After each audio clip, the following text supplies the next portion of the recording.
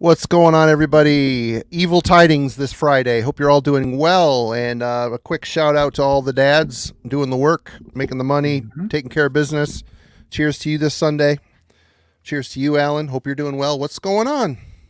Yeah, everything. Been a busy day. Just catching up on stuff, errands, chores, work, you name it. I've done it today. So if at some point I spontaneously collapse or combust, it's been a fun ride, and remember me on my birthday. Well, feels like we haven't seen you in 100 years. You weren't here last week. Hope you had a fantastic anniversary. Hope We did. Thank you. Yeah, we just we did not do anything big. We just wanted to, kind of quiet, low key evening, and that's what we got. So we were quite happy with that. But no, everything's going good. And yes, happy Father's Day to all the heavy metal dads out there with your dad rock Iron Maiden records that your kids make fun of. It's not always easy being a dad, but hey, we do it and we do our best. Right on. And on that note, I do have to show the card the little guy got for me. He could not contain himself, so he gave it to me early. He's been jumping up and down to give this to me for a couple of days now, and today was the day. So here we go. Oh, Mr. Snuggle Whiskers wants to play a Father's Day song for you. So that's a musical card, of course.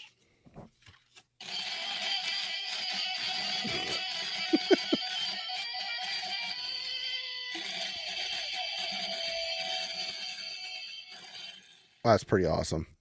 He was so excited. He's like, he kept saying, I found the perfect card for you. And I opened it. He's just like, cats and metal. I'm just like, you did find the one card that is my card more than any other card. Good work, son. Yep. So yeah, I thought it was quite cute that he dug around and of all the crazy things to find, he found a heavy metal Father's Day card. Thank God, nothing involving golf or ties. My kid got me a heavy metal record. He got me a Halloween record I didn't have. So hey, we're doing two. Good job. Good job, kid. Digital fist bump this way. I got it right. Yeah, that way. Get to the edge of the screen. We got to work on that. We got to work on that. Anyway, we've got some new releases to mention for tonight, I believe. We do. I've got a list here. I know you've got a couple as well. Yeah, new releases. Friday, release day in the music world. It used to be Tuesday back in the day. Now it is Friday. So we're going to go through a little list here. I've got some. I think Alan's got a couple, if I don't name them off here. But we've got a bunch I haven't heard of. 96 Bitter Beings return to Hellview on Nuclear Blast. Angel Sword, World Fighter on Dying Victims Productions. Axel Rudy Pell, Risen Symbol on Steamhammer SPV. Crypt Sermon, the Stygian Rose on Dark Descent. Evor, ENN on N, I guess it's pronounced, on Season of Mist. Embryonic Autopsy, Origins of the Deformed on Massacre. Fu Manchu, Return to Tomorrow at the Dojo, which, Stone and Rock, always fun every once in a while. Malignancy, Discontinued on Willowtip. UFO, Ain't Misbehavin', re-release on Cleopatra. And lastly, but not leastly, Ulcerate, Cutting the Throat of God on Debimur Morty. Did you have anything in there that maybe I missed, Alan? Or? Nope. That was quite comprehensive.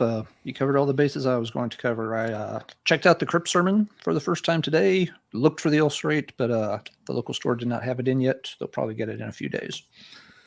Right on. Hey, Ryan, how you doing, man? Hope you're doing well.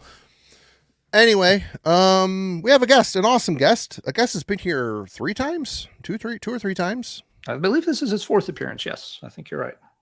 Our friend from Sweden, Dan from the Corroseum. What's going on, Dan? Welcome back, sir. Good to see you. Thank you. Yeah, great to be back, finally. Great to have you back. Camera this time. How have you been? I'm good. Working, collecting albums, writing. Yeah, it's going fine.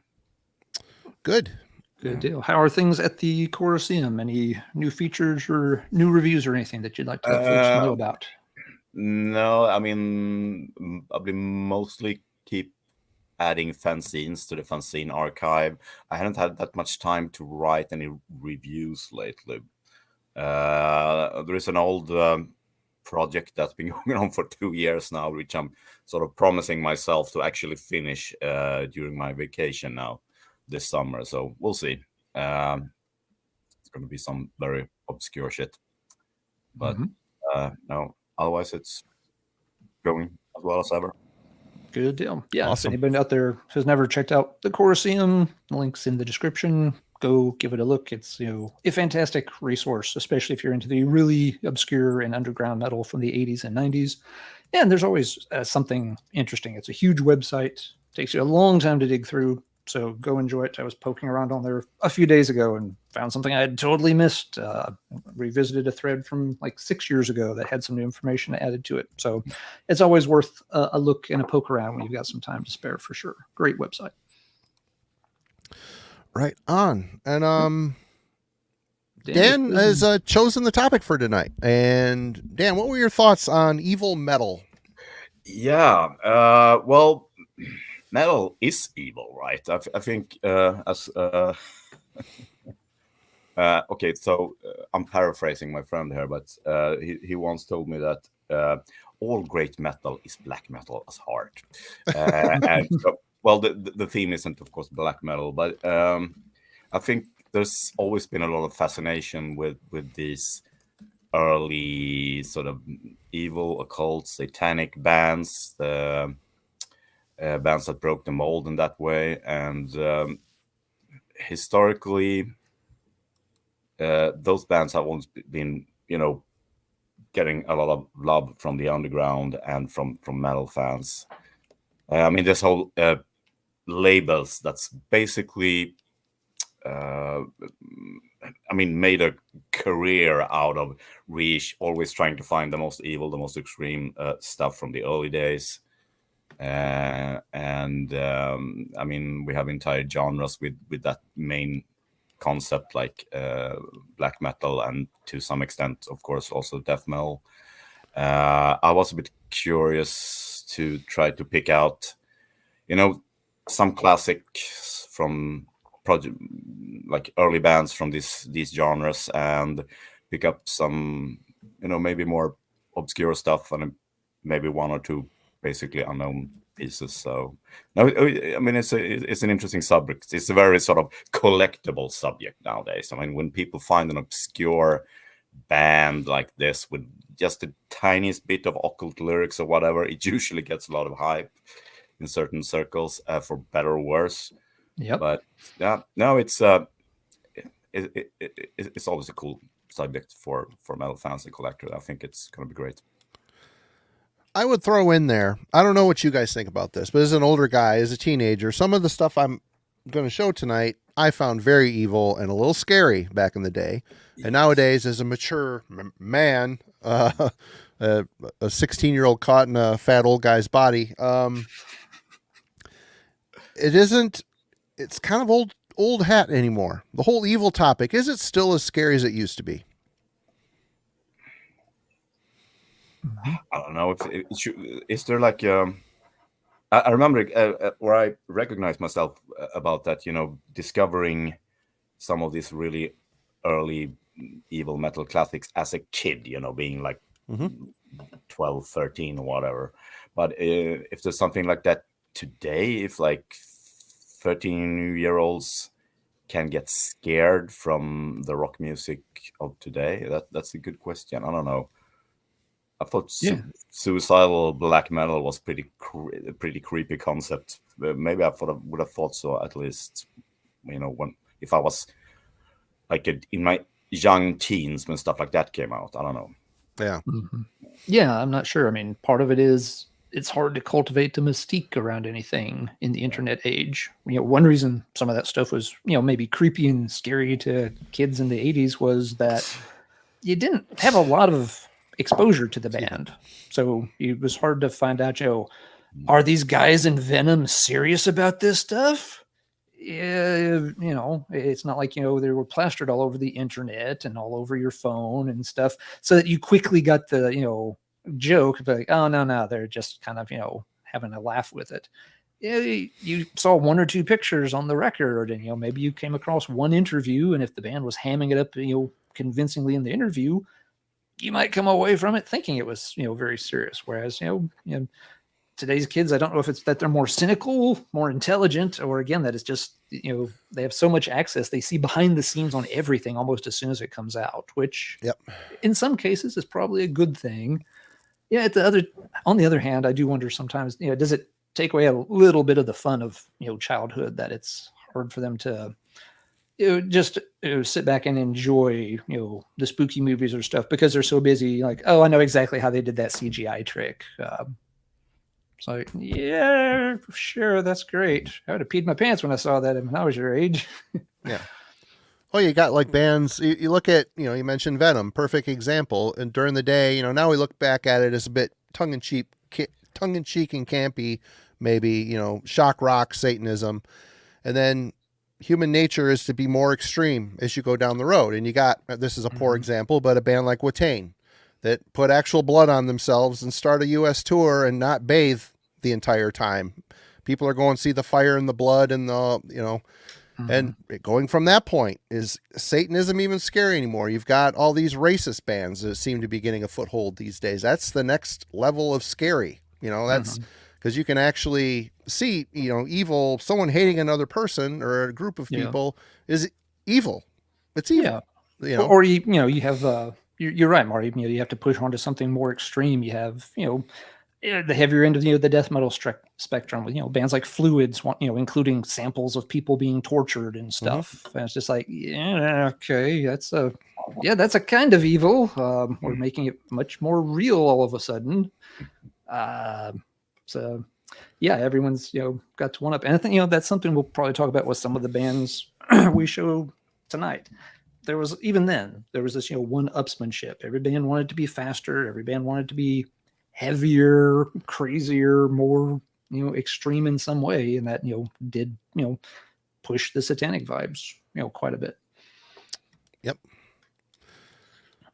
And hey, some new people in the chat today. Cool. It's good to see everybody. A lot of good things being said already. Yep, we'll pop them up on screen as best we can as we go, but probably about time to start showing some records. Right on. Dan, first of all, how did you approach this?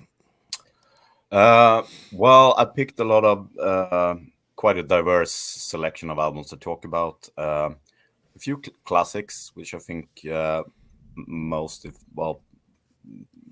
some people will know about, of course, or most people will know about. Some obscure stuff, some very obscure stuff, but I mean, it's a very mixed bag from like the 70s up until, well, there's no 90s albums, so no new albums. Right on.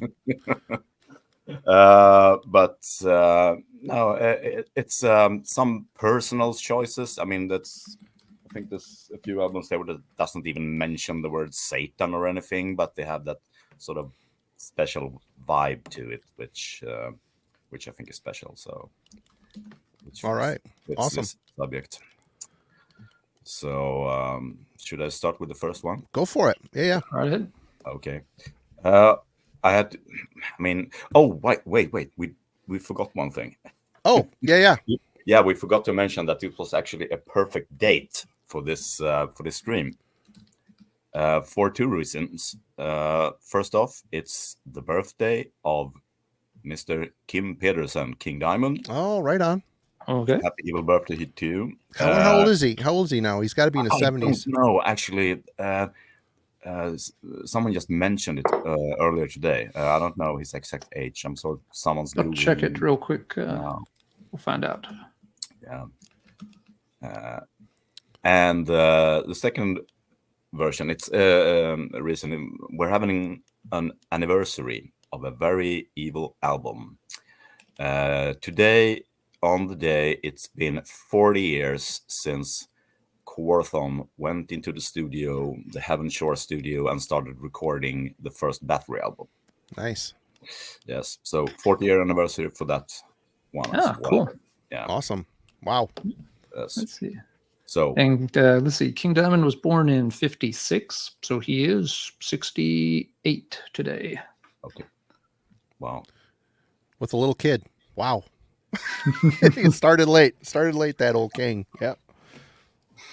Okay. Yeah. Okay. Moving on to the first record of the night. This is a huge personal favorite album. Actually, I would rate it one of my maybe top 5 favorite rock albums. It's not a band which I think ever did anything quite as great as their debut album, but their classic debut is something that formed. I mean, it's one of the true trailblazers of extreme metal. First time I heard it, my jaw dropped, and well, let's just show it, and I hope a lot of people out there agree. We're going to talk about, of course, Sarcophagus Almighty Inri. Perfect opener for tonight. This Brazilian band started out in the mid 80s, doing a couple of demos, and then in 1987 the Inri album came out on Proto-metal records, and it's also one of those perfect metal sleeves, one of those great shots. I mean, they sort of had a filter when producing the photo on the cover, which I've always liked. I know there's reissue versions with like a normal color photo of this. Doesn't work at all. I think this the colors on this sleeve is amazing, but the music, for those who might be unfamiliar with early Sarcophago, this is basically like, imagine early Sodom or Destruction at blast beast pace in 1987, with the most extreme vocals imaginable. I would say this band had the most extreme vocals in metal in 1987. It is super fast, blast beat, black metal, and it is also great. I mean, I'm not a fan of or a big fan at least of modern or the newer stuff that sort of came from that genre, but this album was so groundbreaking. It's one of the few, maybe the only 80s Brazilian metal album which actually have a really fat, amazing production as well, and that's very unique for the label and for that scene. And I mean, I could pour love on this album forever and ever. I could never get tired of listening to it. It is the ultimate, 80s extreme metal, evil album. So, yeah. Sarcophago Inri. Awesome pick. With, yeah.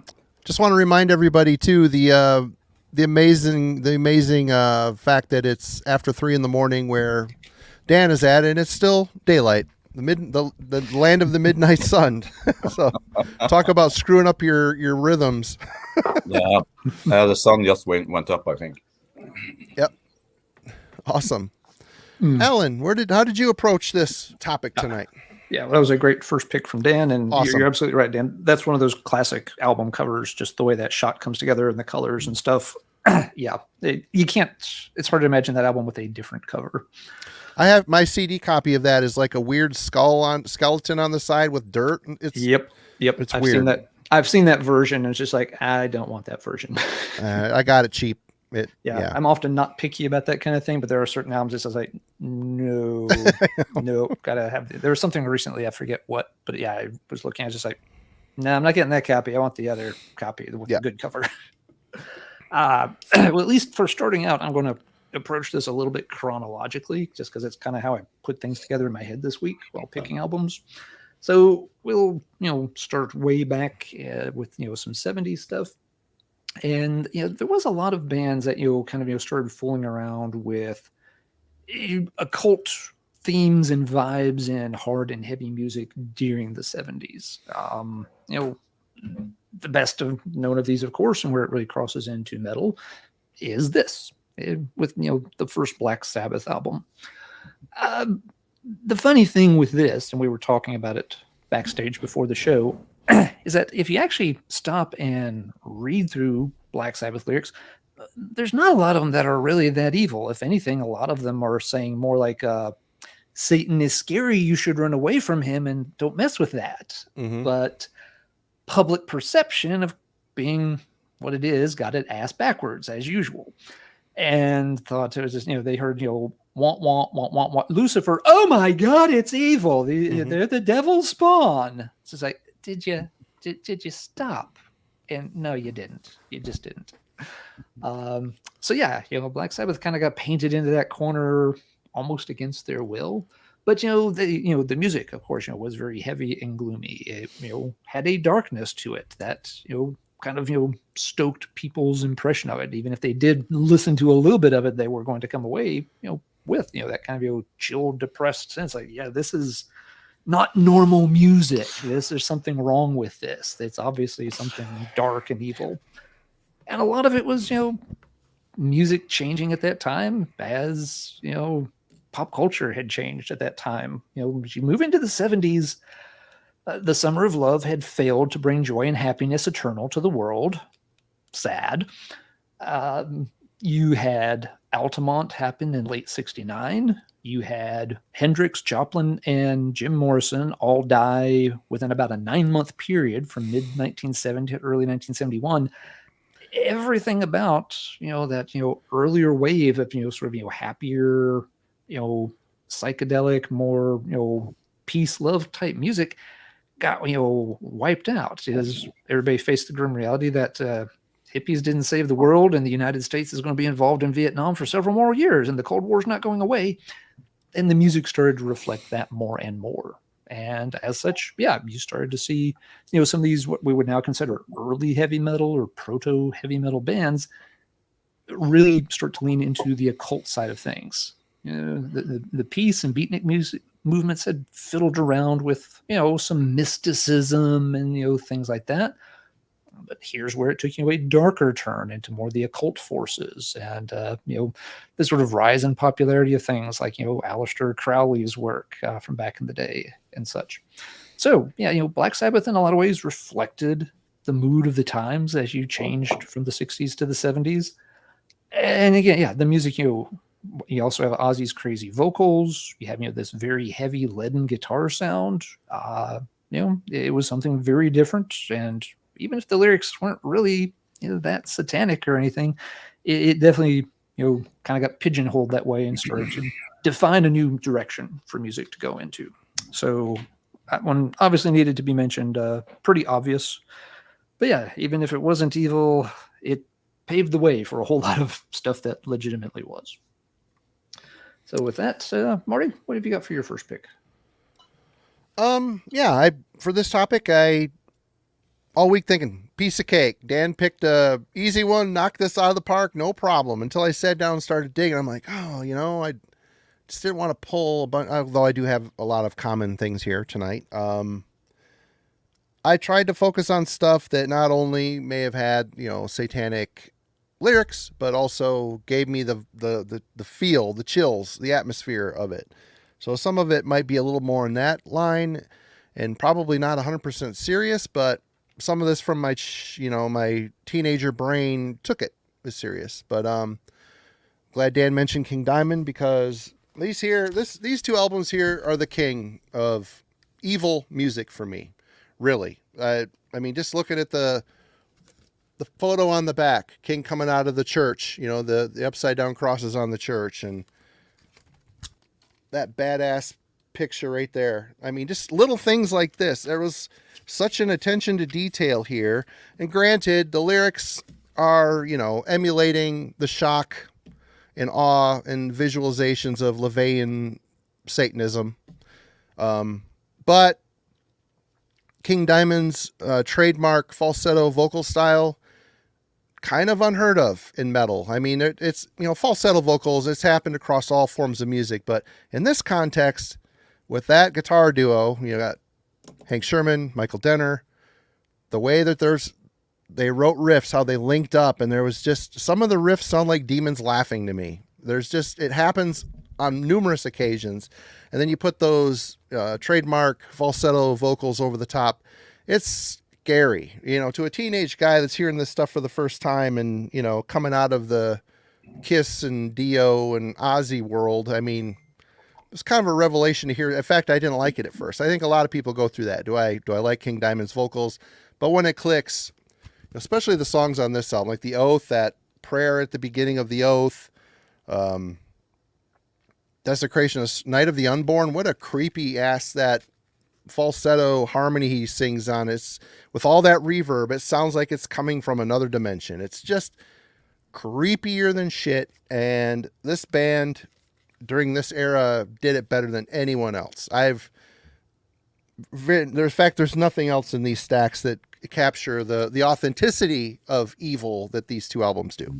So that's where I'm at, and I'm sorry, guys, I probably stepped on some toes here, but I probably figured you all had this, but yeah, it was one of the first bands that made the hair on the back of my neck stand up just for the pure atmosphere, and it made me a fan of that atmosphere. I typically focus on that vibe. I love music with atmosphere, and I think it's partially, probably mainly for Merciful Fate is to blame for that, but that's a good thing in my opinion. But yeah, Merciful Fate, first two albums, totally great. And even the demo stuff leading up to it, the EP, all of it, it's just a magical lightning in a bottle era for that band.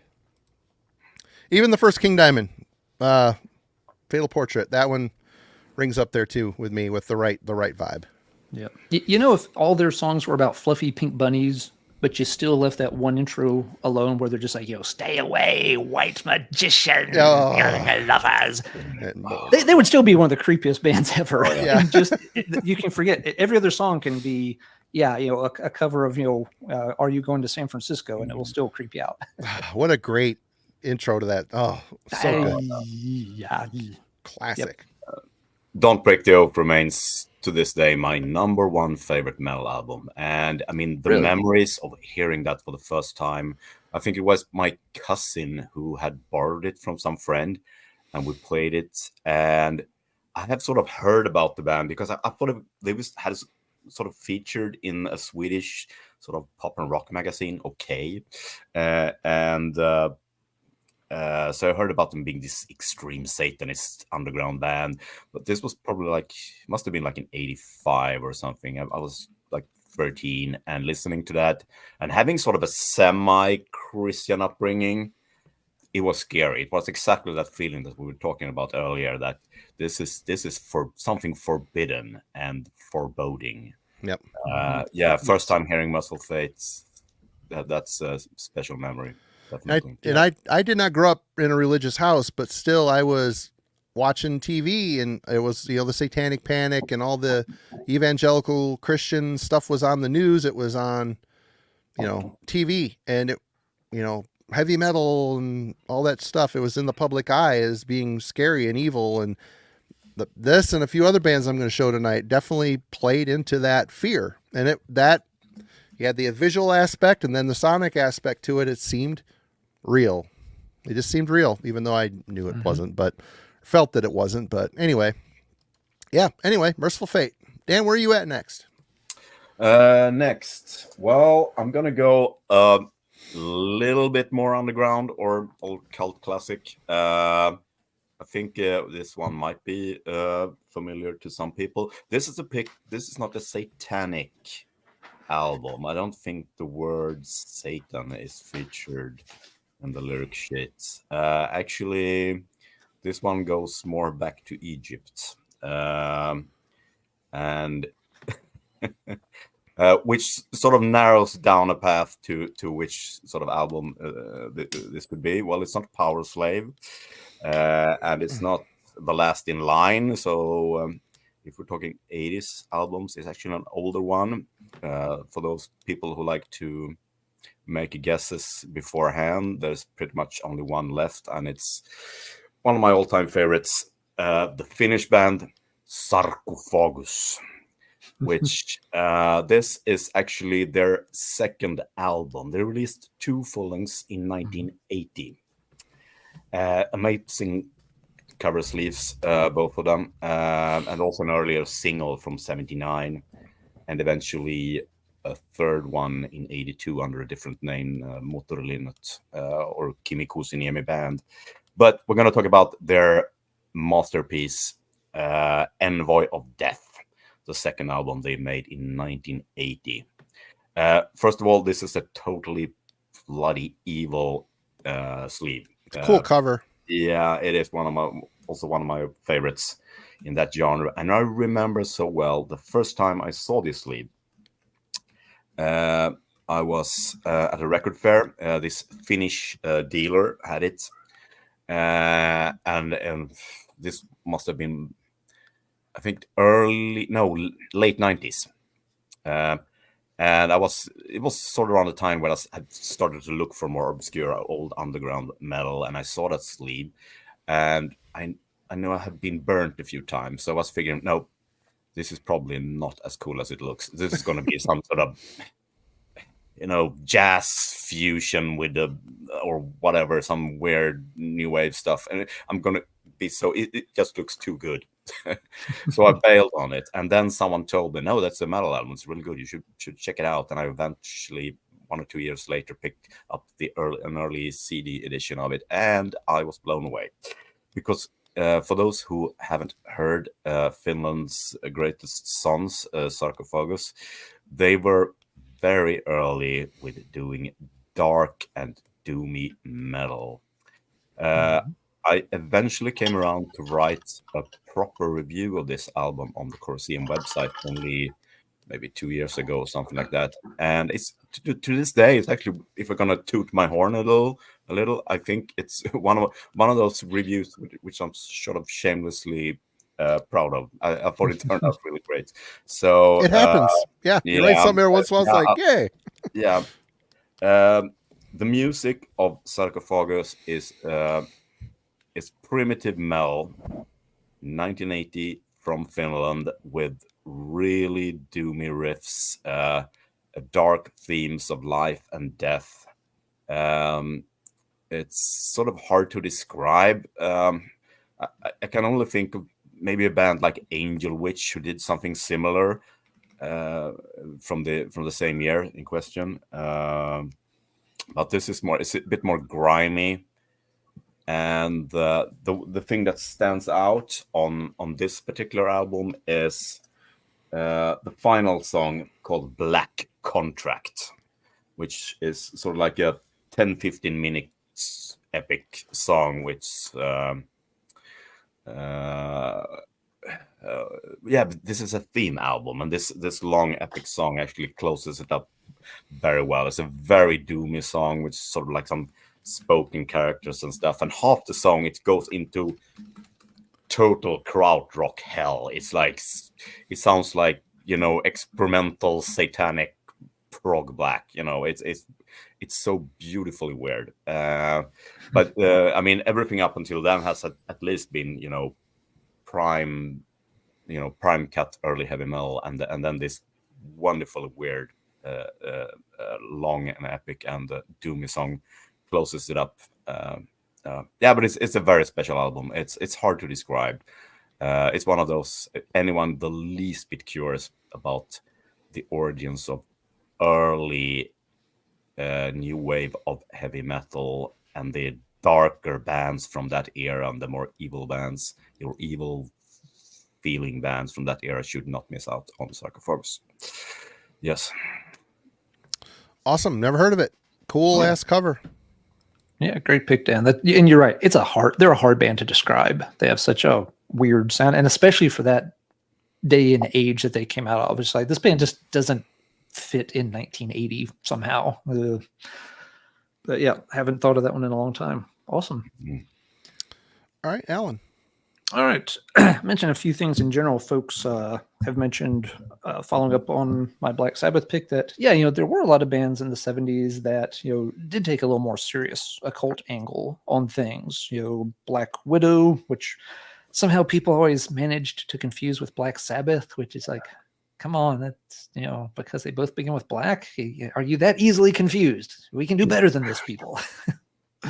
There's of course, the famous, Coven album, stuff like that. I pulled just, a couple of random things, highlighting, that era. And again, how a lot of bands were, wanting to, at least, tinker, with that, sort of darker, more occult side of things here and there.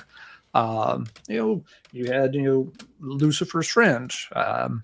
Again, not particularly satanic or evil or anything, but the fact that you have a band naming themselves Lucifer Friend that made a statement, at that time. You're definitely not looking to be top 40 or, show up on top of the pops a lot. If you're going to call your band Lucifer's Friend, it's, it implies there's going to be a little, darkness there. And fun album, pretty cool. You've along the same lines got stuff. Again, there's all these bands, like Coven, and it's actually, kind of inspired a whole wave of this stuff in more recent years. Just to represent that whole scene, I pulled, the first single by The Devil's Blood, a band that was very popular, kind of reviving that 70s occult rock scene where you've got, music that's, not metal per se, but it is heavy-ish. A lot of these bands, will feature female vocalists. They tend to have a very strong Grace Slick fascination when they're trying to sing. Always amazed at how many vocalists in these bands want to sound like, they were fronting Jefferson Airplane. And they, very much will, play up, that kind of, spooky, seance-y kind of thing, in the music and imagery and such. So that's been a big part of it. And you even got, this, with one bigger band. This will be the last one for this little grouping. Judas Priest on their second album. Again, the fact that you have a band called Judas Priest, we don't think of it, as anything outlandish today, but you're taking the name of the guy who betrays Jesus and prominently putting it in the title of your band. And are you saying you're a priest of this, traitor, or that he should be elevated to priest? And, you've got the whole fallen angel thing featured very prominently right there on the cover. In hell. Yep. In hell. You've got, the classic little priest, cross thing, but it's kind of turned up like a pair of horns. It's like, what's going on with that? So again, Priest, of course, is not a satanic band. Don't get me wrong at all. But they're playing with, the visuals, there, the names, some of the imagery is definitely, meant to push those buttons. Whether they saw it as just, hey, this is a trend that's going to sell records, or whether they saw it as like, this is just going to be, again, a new, direction and movement for pop culture in the early 70s.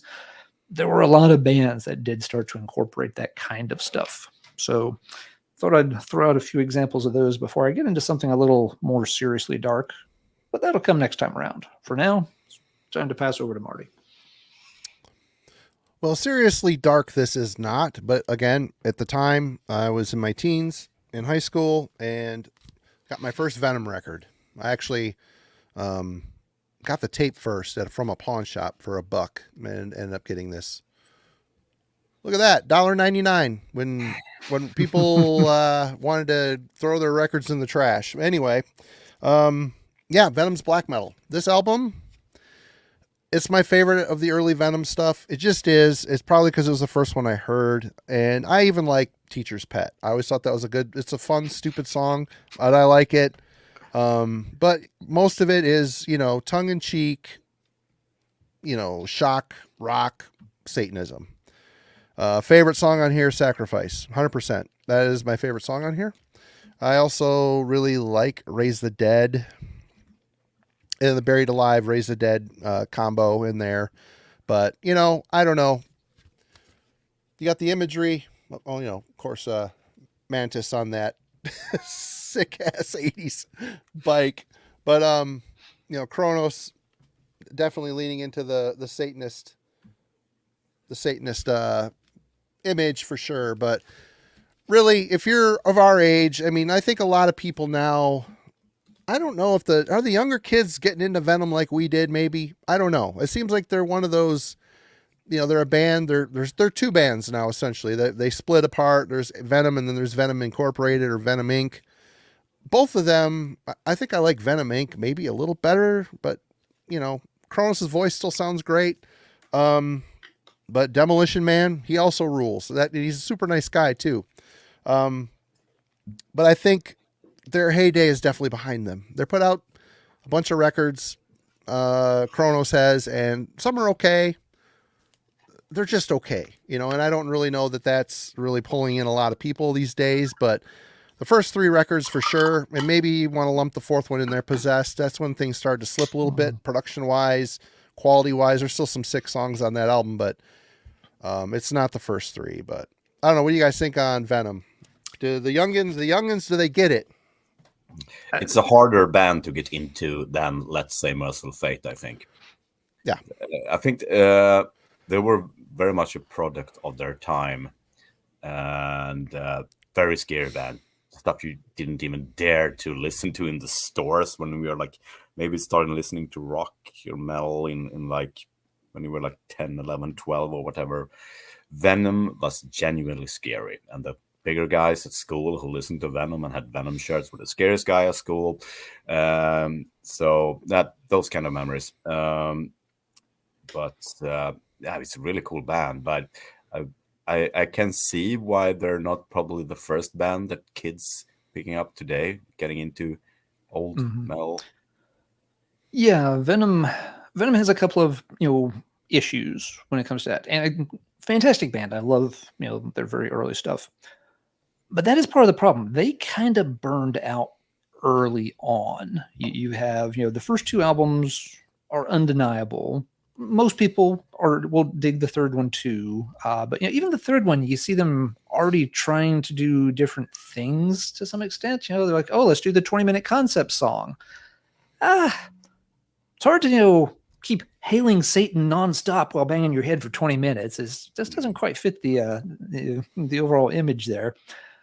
And after that, yeah, things Venom really hasn't done anything that's really mandatory since At War at Satan. Even if you want to be generous and give them Possessed, okay, that's still 40 years without an album that's really that relevant. And some of the stuff that made them so big in the first place, they had they were this they went for the big theatrics. They had tons of pyro. They wanted that big larger than life characters with the fake names and everything at a time with the new wave of British heavy metal, when it was, very much a blue collar denim and leather, simple kids get on stage, play and get off kind of thing. And Venom was like, no. They still had that kind of Kiss mentality of we've got to make it huge and they will come. And they did until again, you get into, the mid 80s. And not only was Venom kind of feeling a little long in the tooth, but you had thrash metal coming along as the more dominant force. And thrash metal didn't necessarily go for that kind of over the top, theatrics. Once again, starting out with Bay Area stuff and all, it's more of a kid driven blue collar. Just get up there with, jeans and a t-shirt and play your songs and then go get drunk. We don't need these ridiculous outfits and stupid names. It was frowned upon. Slayer got, kind of, laughed out of San Francisco the first time they showed up because they had some eyeliner on trying to look spooky. They were like, dudes, that looks stupid, drop that shit. And they quickly did.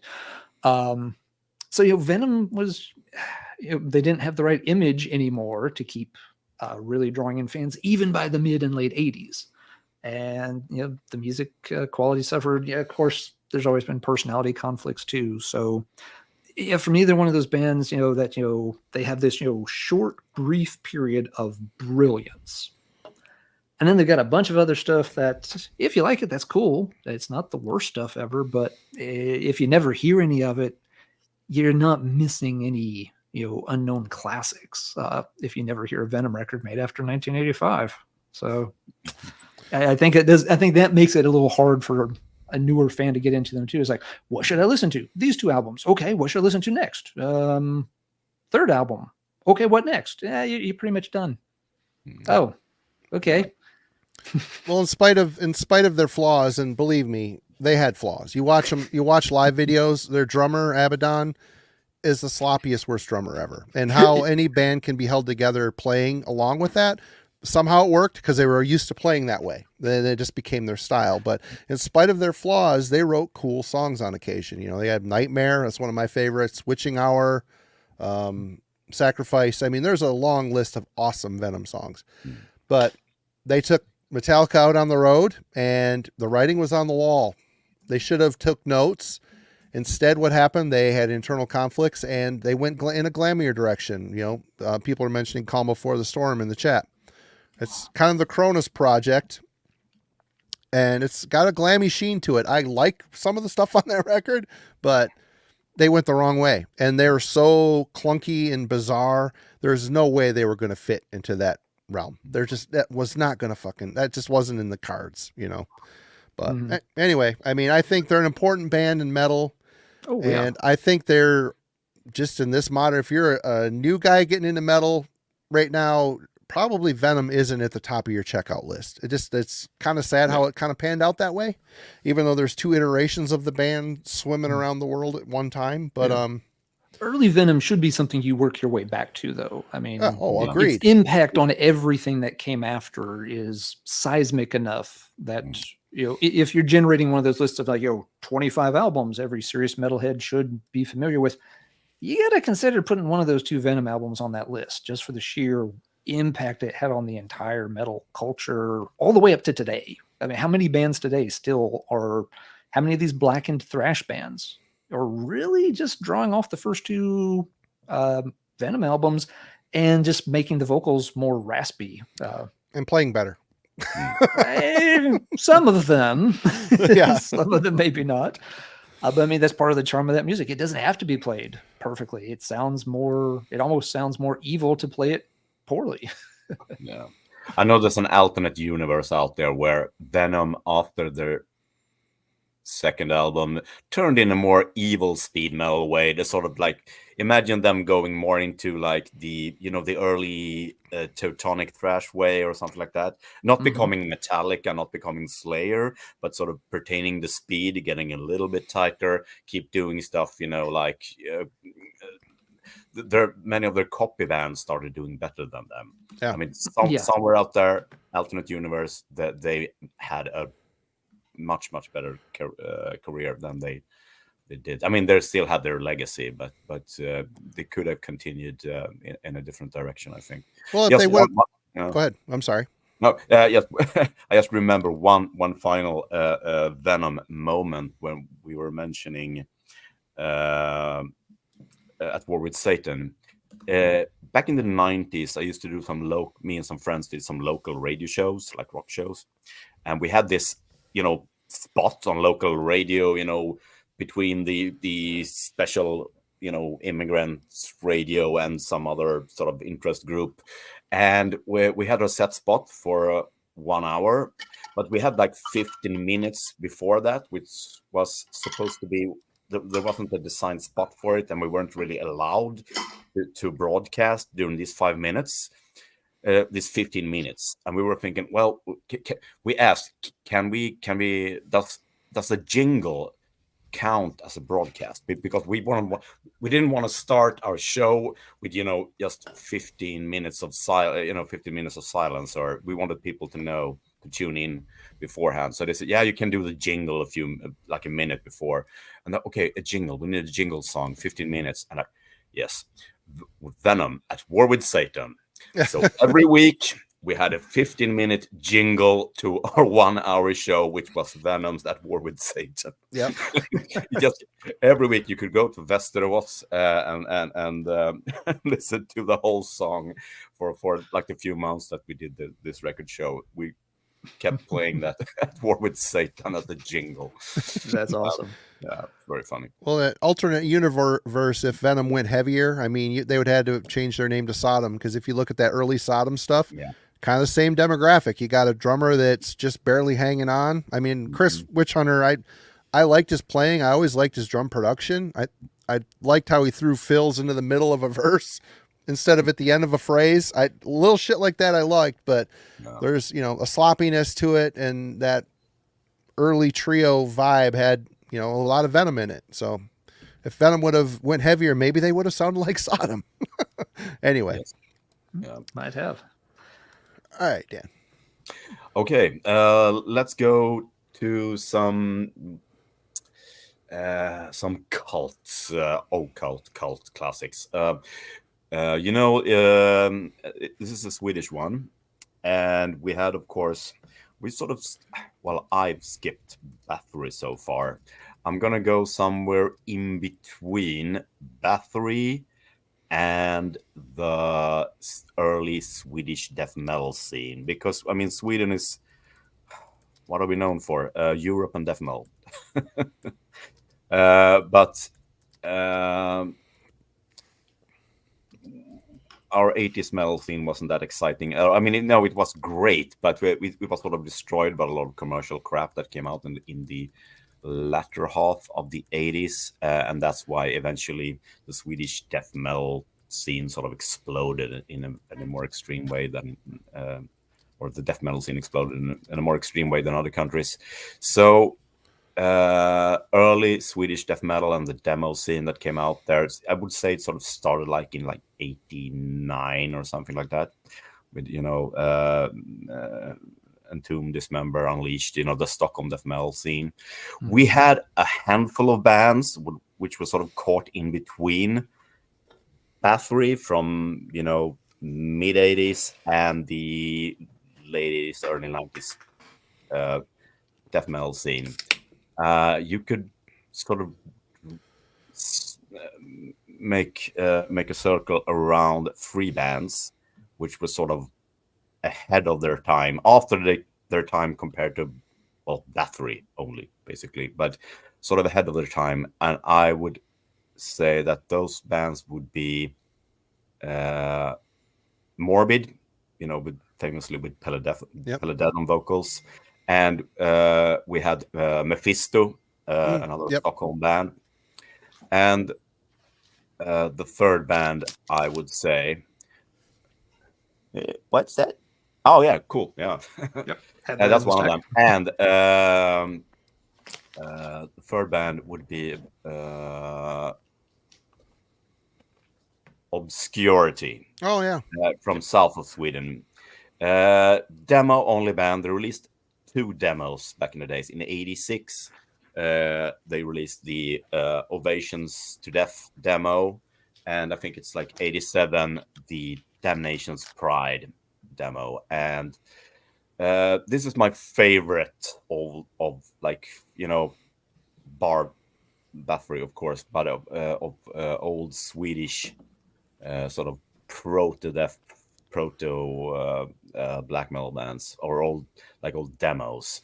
This Damnation's Pride with Obscurity will always be a favorite one, and it is obviously very influenced by Bathory, but it's not like in a total cloney way. There were cloninger bands after, but the second demo, Damnation's Pride, is great 4-tracker, really fast, relatively well produced compared to the first one. The first one is it's a 6-song demo. It's a bit sloppy, and all the songs tend to like blend together a bit.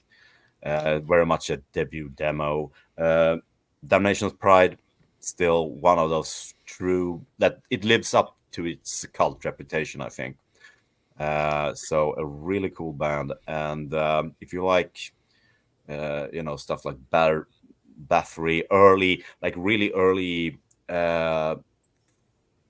Florida death metal, stuff like early Morbid Angel, Nocturnus, Incubus, all that stuff. It's very well worth checking out. One of those true Swedish cult bands where the hype is well reserved. Have you guys heard the Obscurity demos? Mm-hmm. Yeah, it's been a long time since I have. It's been a long time, but it's good stuff. Yeah, I don't think I have them. Yeah, like I pulled the Morbid demo collection for kind of the same reason. Yeah. Like you said, same period, same sort of family of Swedish bands. Yeah, like you said, that same window of time there around 87, where they've heard Bathory, death metal and black metal aren't quite a thing yet, but these guys are a little too crazy to be just normal thrash either. So it's possible that more people have heard Morbid, because Mayhem. Probably. I would say Obscurity are technically more extreme. They're more sort of, even on the amazing final song, Demented, it's like blast beats, while Morbid were more like old like early German thrash destruction creator style. Yeah, no, I would agree for sure. But still amazingly great, of course. Yeah. And one thing to point out too with the with stuff like that, some of these bands that we're talking about, while they're dark and evil, there's a sense of humor buried in some of that too. Marty pointed out, Teacher's Pet, on the Venom record earlier. One of the songs on the Morbid demos is called "Disgusting Selma." And just like reading the song title, Selma is a kind of it's a woman's name. So I thought it was like, oh, it's a song about she's like some kind of wicked whore, something like that.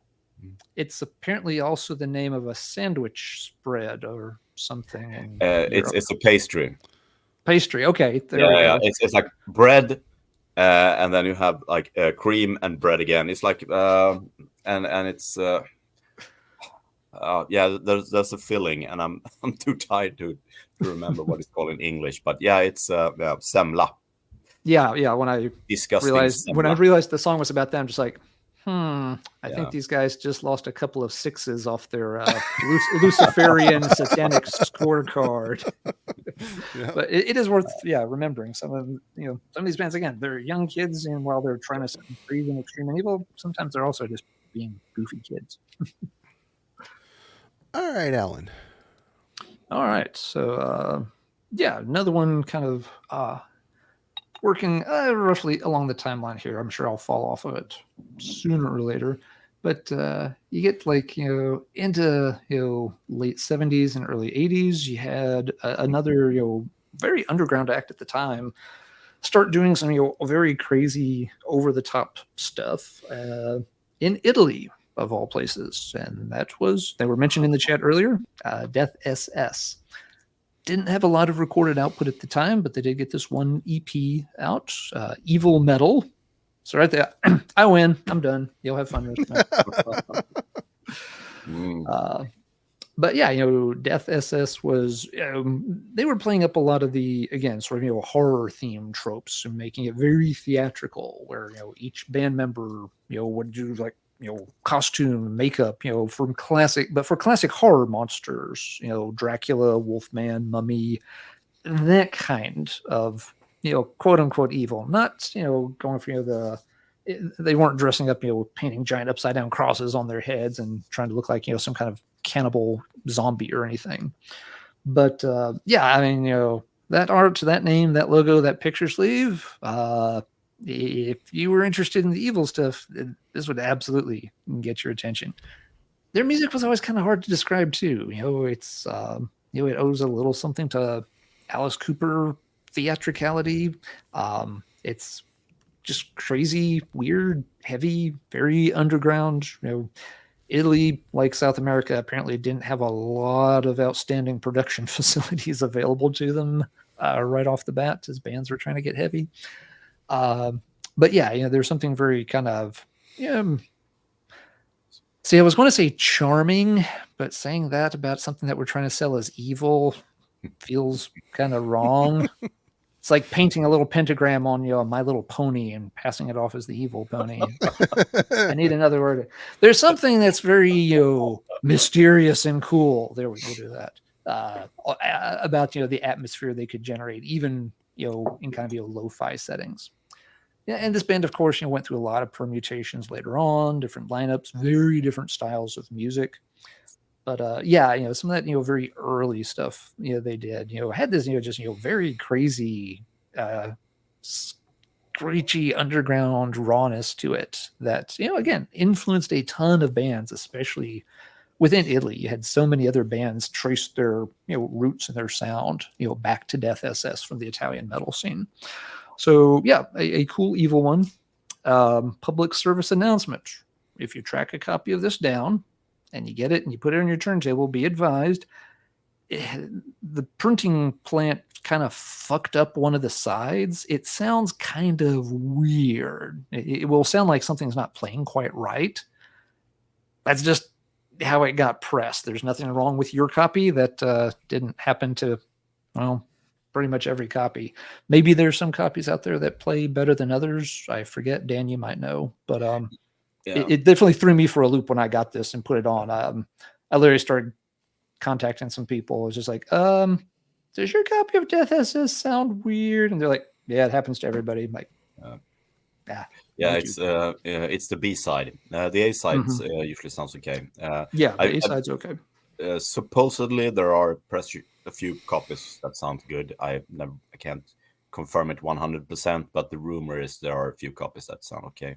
Yeah, one of my favorite bands. I did picked out that for when we had the black and white cover sleeve show, because it's maybe my favorite single sleeve ever. I think it's a very bootleggable for a t-shirt. Yeah, I know a t-shirt. guy. I'm just saying. I didn't bring it today, but I have it.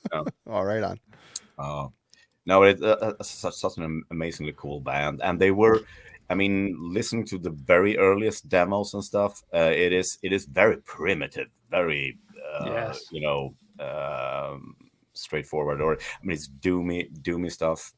And I really liked the second tier DFS as well, up until Do What Thou Willst, which came out in like 97 or something like that. Amazing. That's about album. Where I've lost. Yeah. After that, I've kind of lost track of them when they got into that more. Album was amazing. And then came Panic, which had a few good songs. And then they sort of went into like industrial metal and they went back and forth with different styles. But their 90s era, I love it. It's like Satanic Twisted Sister, It's some of those tracks are so fucking catchy. It's like sing along choruses and occult metal at the same time. I was happy to catch them live a couple of times at both Wacken and Headbangers Open Air, and it's such a cool live band. But Tipper Gore said that Twisted Sister was satanic, Dan. What are you saying? You're messing with my worldview now. We should have rammed up Death SS up her C. So you're saying like a copy of Stay Hungry should? I'll just go put this. Yeah, put it back in the black metal shelf, together with Running Wild. Oh, don't get me started about Running Wild and black metal. Thank you, Mike. You rule, man. Thank you so much. Yes. Thank you so much, Mike. Let's see. All right, Marty, your turn is up. I've got to go feed a very hungry cat. Okay, so where did I get this record? A friend of mine back in the day in my high school years, he was dating a punk rock gal, and he was kind of into that stuff too. And she bought this record thinking it was a punk record. And she gave it to him and said, I just don't like this crap. What the hell is this crap? Well, he kind of felt the same way and gave it to me. And it was this record right here.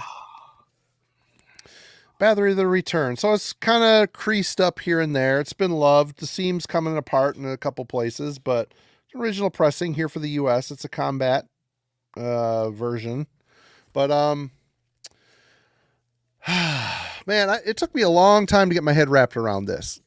Let's be honest. Of the first three records, this one is the most extreme, I think. You got songs like Possessed that are just, it sounds like it's barely hanging on. He's playing as fast as he can. Whoever's playing the drums on this. And just his voice is so foul, so venomous and evil. And this is, I really love Under the Sign of the Black Mark. That I think of the first three albums, that's my favorite. It's the most, I think he finally figured out what he wanted to do. And obviously it's that album that really inspired, the whole Scandinavian second wave, I think anyway, that one. Some would say this one, someone would say the first one. The first album to me has got a lot of punk and Motorhead on it, which I think is great. Don't get me wrong. I love it. But this one here, it's just kind of a scary, evil record. It just kind of is. And all the photos of him during this time fit the way this record sounds. So, I mean, he got the aesthetic right. He got the sound right. He got the songs right. It's fast-ish. It's very evil sounding, and first wave black metal. I mean, this is kind of we're leaning into the whole blueprint for what the second wave would hold on to so dearly for forever now. It's been how many years? Since the 90s. But, yep, for me, this is a very evil record. And, just getting into this type of music back in those days, it was a lot to take, a lot to process. But once you get there, it's the payoff. It's worth the payoff for sure. Oh yeah. Yeah, I agree with most of your points there. It's that the Return album. It is indeed the darkest one of the Bathory album.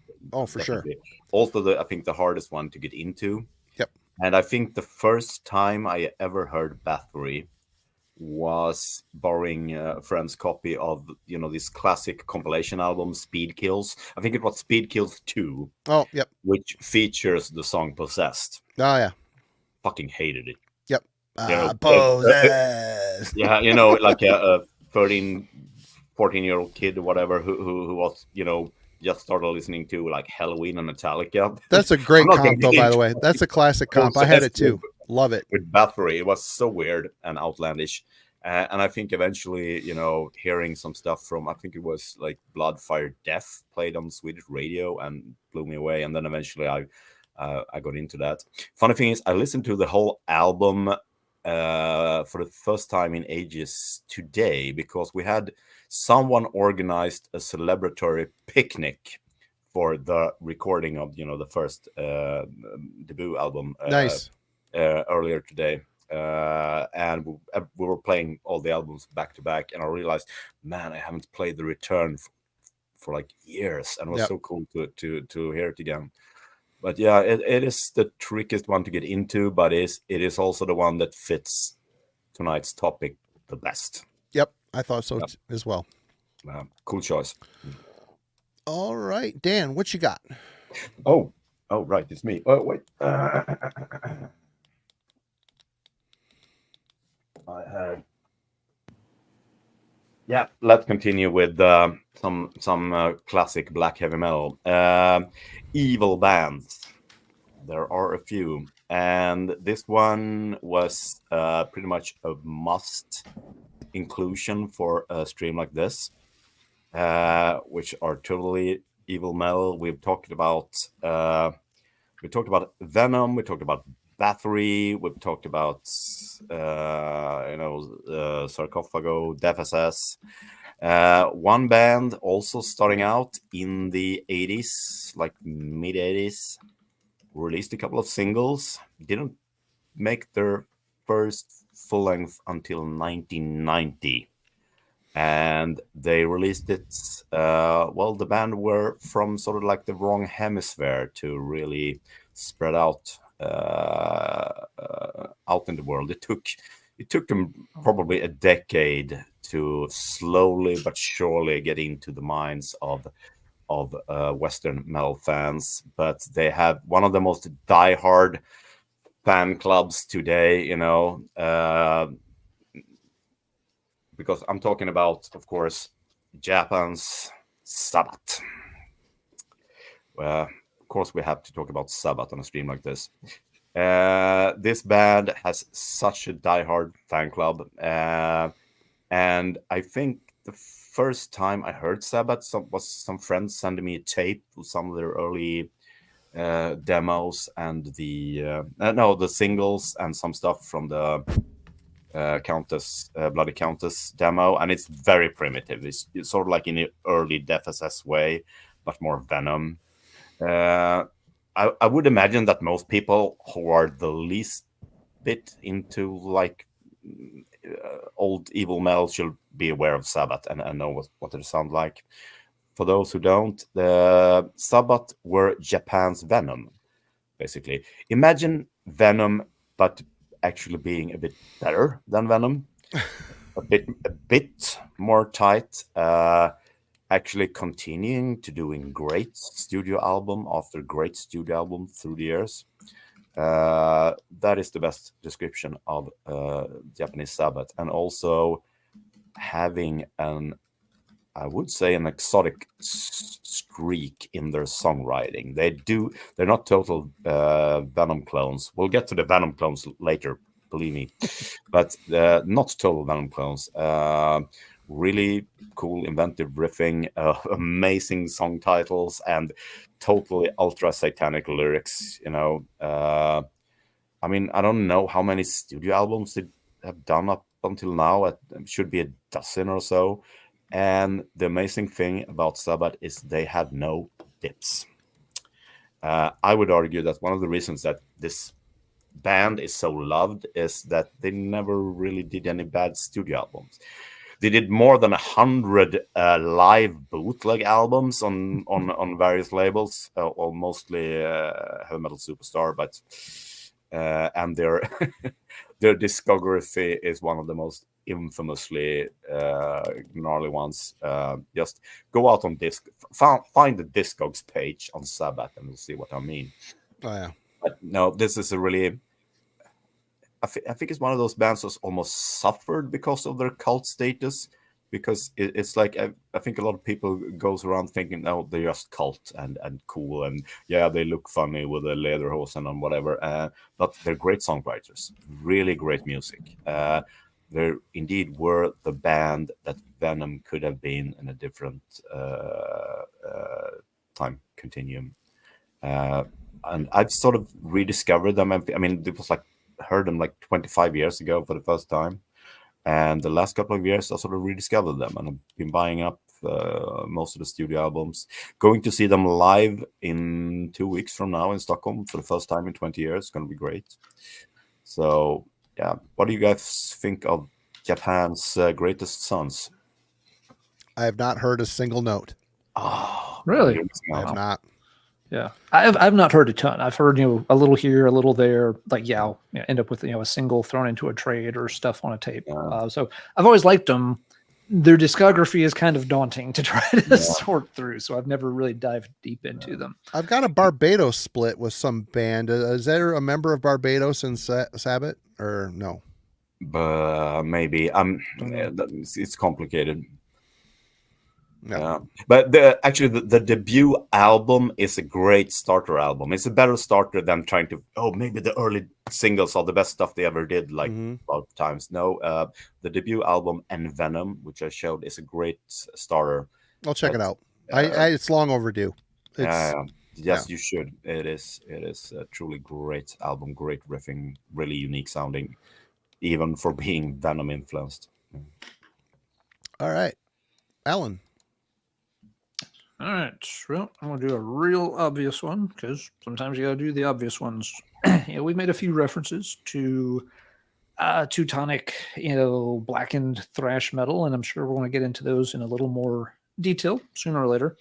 But some American thrash did play into the satanic stuff early on too. We don't think of it as much because some of the biggest bands like Metallica and Megadeth never really went there. Maybe the song here or a song there.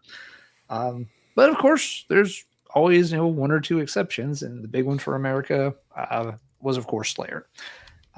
Slayer always cultivated that kind of evil imagery to one extent or another. Early on, with the Hellawaits and all this, very played up, and even much later in their career, they kept they stayed with that for the most part, and it always worked for them. And it was always interesting to me on a couple of fronts. One, that Slayer, in many parts, well, at least in the U.S., never really got lumped in with black metal, even though it's got a lot of overtly satanic, evil hell stuff going on. They don't get mentioned in the same breath as Hellhammer and Venom and Bathory. And just the fact that they didn't get maybe as much heat in the US, which was kind of the ground zero epicenter, like we've been joking about for all the PMRC and Satanic Panic stuff.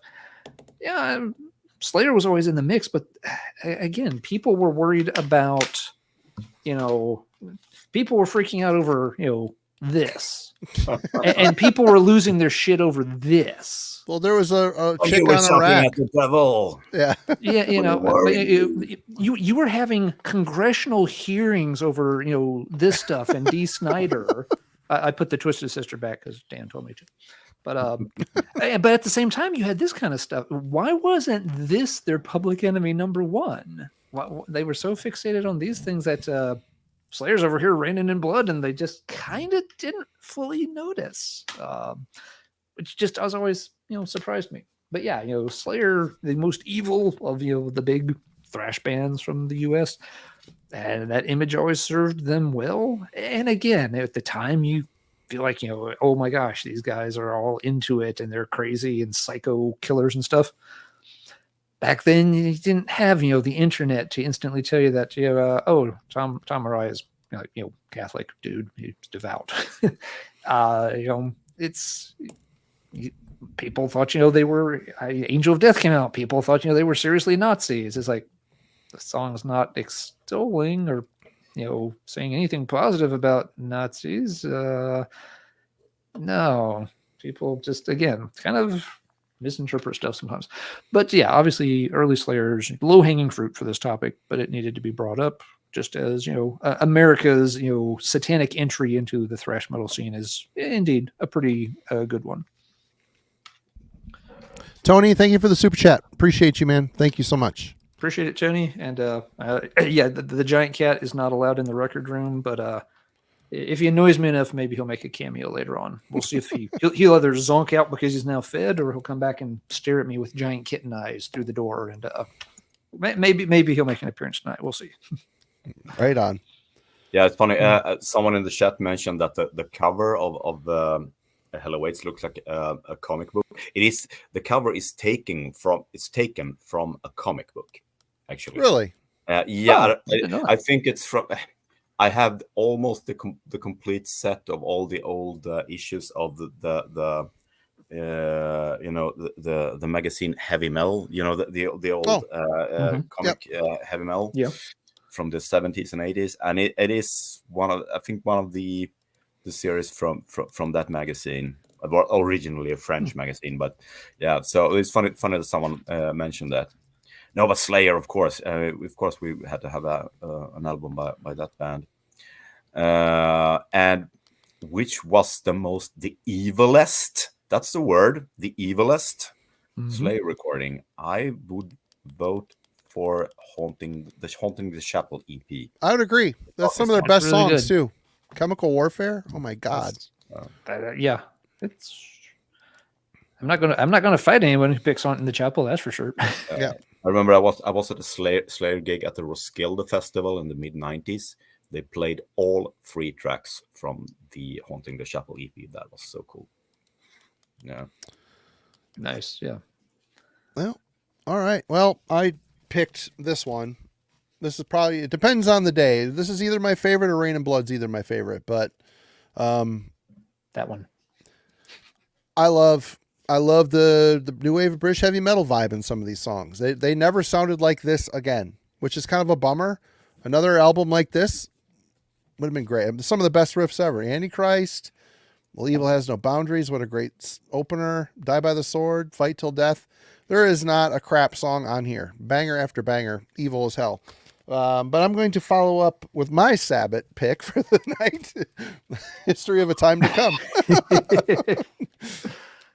Yes, the source of much confusion back in the pre-internet days. Well, this is another kind of one-off for the band, for a band. They started off kind of pseudo-satanic on this. Martin's lyrics were leaning more towards the devil and, you know, the witch trials type of thing. Obviously, that played into more of the pagan side as he moved forward with Dreamweaver and, of course, Skyclad. But this album is great. It's just a great record. First 2 Sabbath records are amazing, as is the first Skyclad record. Really, Wayward Sons of Mother Earth. Definitely check that out. But yep. A Cautionary Tale, Behind the Curtain in Cross. Excelsis, twisted all in satanic. Yes, I love the way they did the lyrics to that. Awesome stuff. Classic album, and again, and it's from a country that struggled getting out good thrash, in my opinion. I got another one I'm going to show here next. Yes, next. So they had a run of some cool shit, but England for me was late to the party, and their thrash just wasn't up to par with everybody else. I'm sorry. I know it's pissed off some people in the past, but But Sabbath got it right, and the other band I'm about to show got it right too. But we're gonna get there here in a minute. Oh, yeah, one of huge fave. I fucking love UK Sabbath. Oh, it's so good. So good. That's and I think people forget those are kind of satanic leaning because he had such a long run with Skyclad, which went in the very sort of pagan folk metal direction, and so he kind of dropped that stuff. But you go back to that, and it's all we're cleansing the world with destruction and war. 50 a life when we knock at your door. There'll be no salvation, just death and starvation, and there shall be hell evermore. His vocals, oh my god! Especially he went sort of deeper growly when you listen to like the live video later, but on the demos and the first album it's like high-pitched growling that no other man has sung before. His voice on this album and the demos is such amazing. He sounds like a gnarly old witch. Yep. Really, Martin Valkyrie was a vocal god before he destroyed his vocals. That band and also the demos are amazing as well. And the second demo with the demo versions of these songs, they sound so fucking black metal. The production, the only thing, the production is a bit screechy, or the mix is a bit screechy on the debut. That's the only weak point. I mean, of course, the demo predating it is, of course, not a great production, but it sounds very black metal. They have some really great, unreleased tracks on different sessions and everything. And I'm still to this day waiting for someone to release the Sabbath early demos and studio sessions compilation album. Haven't happened yet, but and also the fact that they were very much influenced by their local big brothers, the band Hell. Yep. Yeah, and you can tell. I mean, of course, I discovered Hell long after hearing Sabbath back in the days, but it's a really cool connection. You can tell that these kids wanted to be Hell but play thrash metal. And Andy Sneap got to join Hell later in life. Yep. Absolutely. All right, Dan. Glad we got the Sabbaths cleaned out of the queue. All's right in the world now. Yeah, we had all the 3 Sabbaths. Yep. I'm thinking about what I should do. Alan started talking about Teutonic metal, so I was like, "Oh, I have a tangent on that." So I brought out an album, and then he talked about Slayer, which was even better. But I'm gonna bring up one of my favorite album, I think, from the second tier of Teutonic thrash. I'm not gonna bring up Sodom, Destruction, or Creator. But then there was the second tier of a couple of really cool bands as well, not on par with those 3 classics, but in their hot on their heels, there were a couple of bands, and I think my favorite album from that tier is the debut album of a band called Necronomicon from Germany. This band, they released 3 albums back in the day. This is the debut album, recorded in 85, I think, released in early 86. Some have described them as the Kid Brothers of Destruction. I think they were from like the same town, sort of. They were friends. You can tell these are like German thrashers, but with some sort of punky hairdos, and they actually. Yeah, they started out as a crust-punk band, like in the mid-'80s, and became thrashers after hearing, Destruction, Slayer, and stuff like that. And it was released on actually a sub-label to this classic German label family, Scratch Records. Now, Scratch Records, or Gamma Records, as the family was called, they had an in-house artist, which is one of my favorites, or pet hates, favorites or pet hates of early European metal albums. A guy called Martin Abholt. And I think everyone who's the least bit into like old German metal would have seen his covers. Most of them are really corny and sort of skewed. This is my favorite album sleeve of his, I think. This one and maybe Noise Hunter as well. It's an amazing black and white sleeve. And the music on this album, I would say, is about, well, it's 50, maybe 60% early destruction, and then equal parts Onslaught, Power from Hell, and Possessed. So that should have wetted your panties a lot, I think.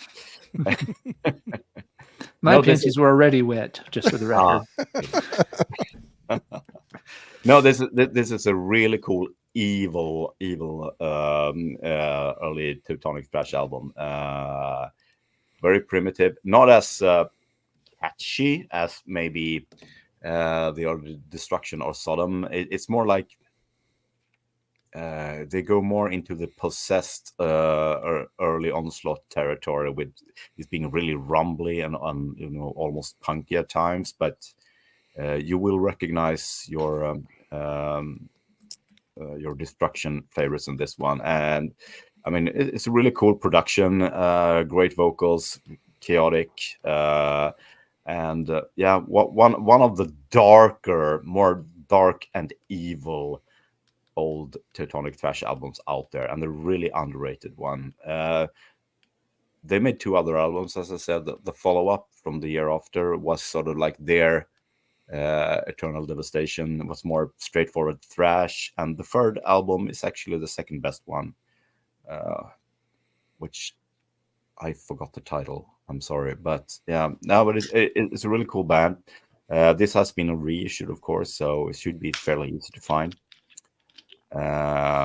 Nope, Necronomicon, great logo, great sleeve, really, really evil sounding Teutonic black thrash. It's, check it out if you haven't. Say what you want. I want to be in a band named Shit Angel. Perfect band name. Shit Angel. Sounds like a G.G. Allen cover band. Yeah. Yeah. Now, headlining the Palladium, Shit Angel. Ain't gonna Taylor happen. Swift. All right, Alan. Well, if we need proof that tonight's stream is not truly evil, 5 minutes ago I cut off a hangnail. I'm still bleeding from it. So, yeah. You're no Luke Cage. That's going on in the background. Try not to get blood on any of your records. Ow! I'll go with something digital. The phone's easier to clean off than a 7-inch cover. Let's go for now a random one from the kind of mid to late 80s. For a long, this has been hailed as one of the really kind of grail item, hard to get things. It's been reissued, thankfully. I don't even have the reissue. I tried to order it recently, and my order got messed up somehow, so I never got it. But for this one, you have to go to Iceland, which not most people's first stop on their satanic heavy metal tour. It's a band called Flames of Hell, and they made this one album under interesting circumstances in 1987. It's a very odd one.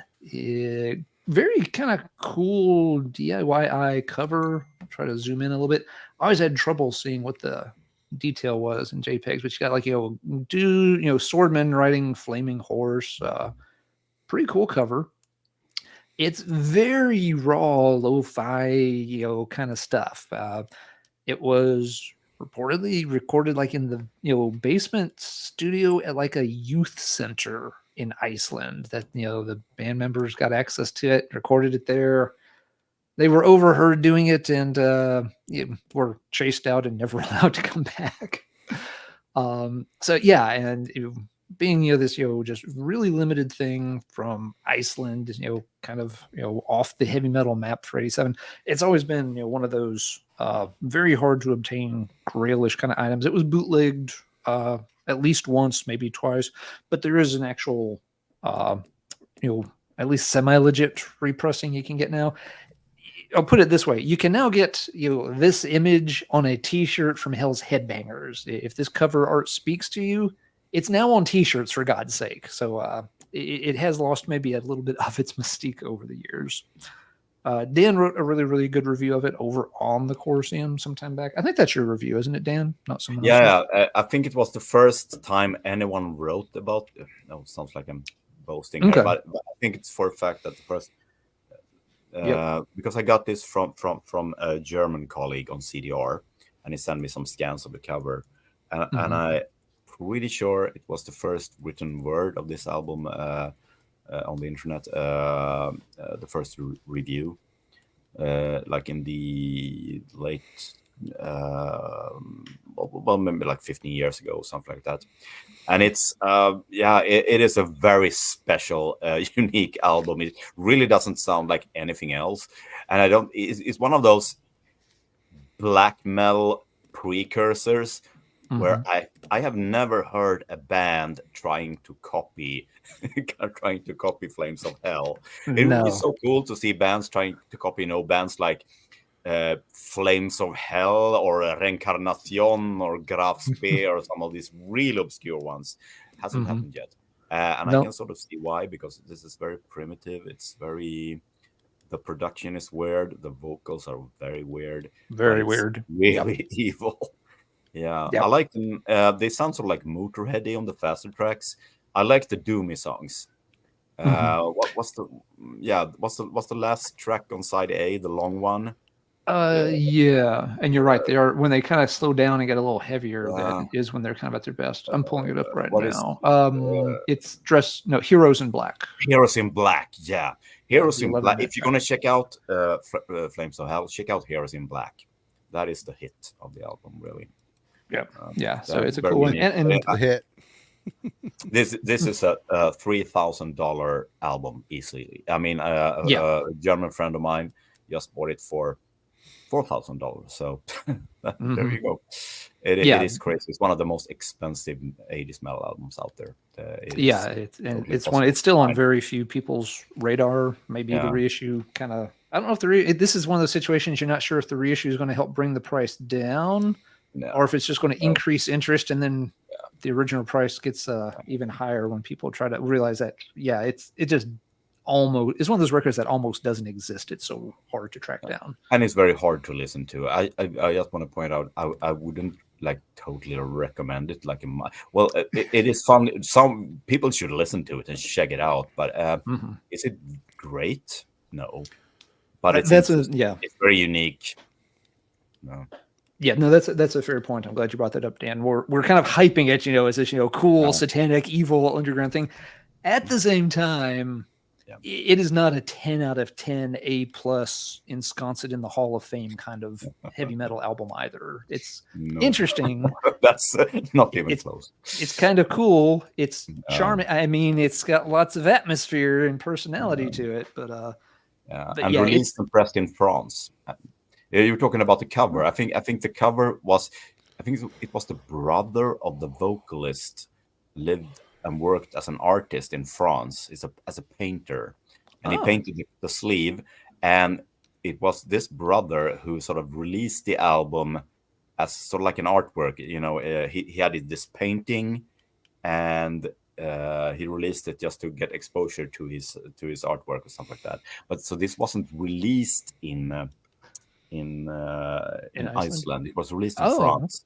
And I don't know what was it, like 100 copies or 200 or 300, but I've heard 100 to 300, but who knows? I don't know exactly. But and now his artwork is emblazoned on T-shirts. I actually tried getting the T-shirt to wear tonight, and the order just didn't.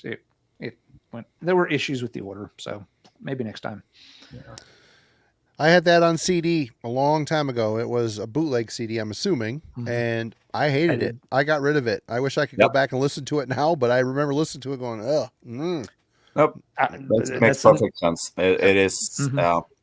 I can't say anything about people say they hate it, because it's it's interesting and unique, and there is at least one song which works. The faster songs doesn't work as well as the slow ones, but yeah, I have nothing to argue with people who hate it. Yeah, it's a cool artifact, but do not go out and spend $4,000 expecting this to sound like Nope. Bloodfire Death Part 2 or something. That ain't gonna happen. No. It just ain't. This is not Welcome to More Hell. This is. It's not. More- It's more not so hell? far gone. More It's not so hellier. far gone that I would call it outsider art or anything like that. It's not as weird as like a Dwar record. It or almost something. is though. No, yeah, okay, but it's getting almost there, but tangent. It's almost like a closing in on that. But no, not outsider art. No. But, Yeah, but it's not that You could put it in the same envelope as stuff like Dwar. I think. Yeah, definitely. It's getting there. I'd probably keep it on the It's good on the side good. of the fence. It is on the good side of outsider rock. Fair. But yeah. Yep. All right. Oh, you Marty. Okay. Well, I'm still in England, and I've shown this album a million times because it's a favorite. I love this album, The Force. This is kind of a one and done for them too, in my opinion. I mean, the first album was a lot more punk. They came from a punk background.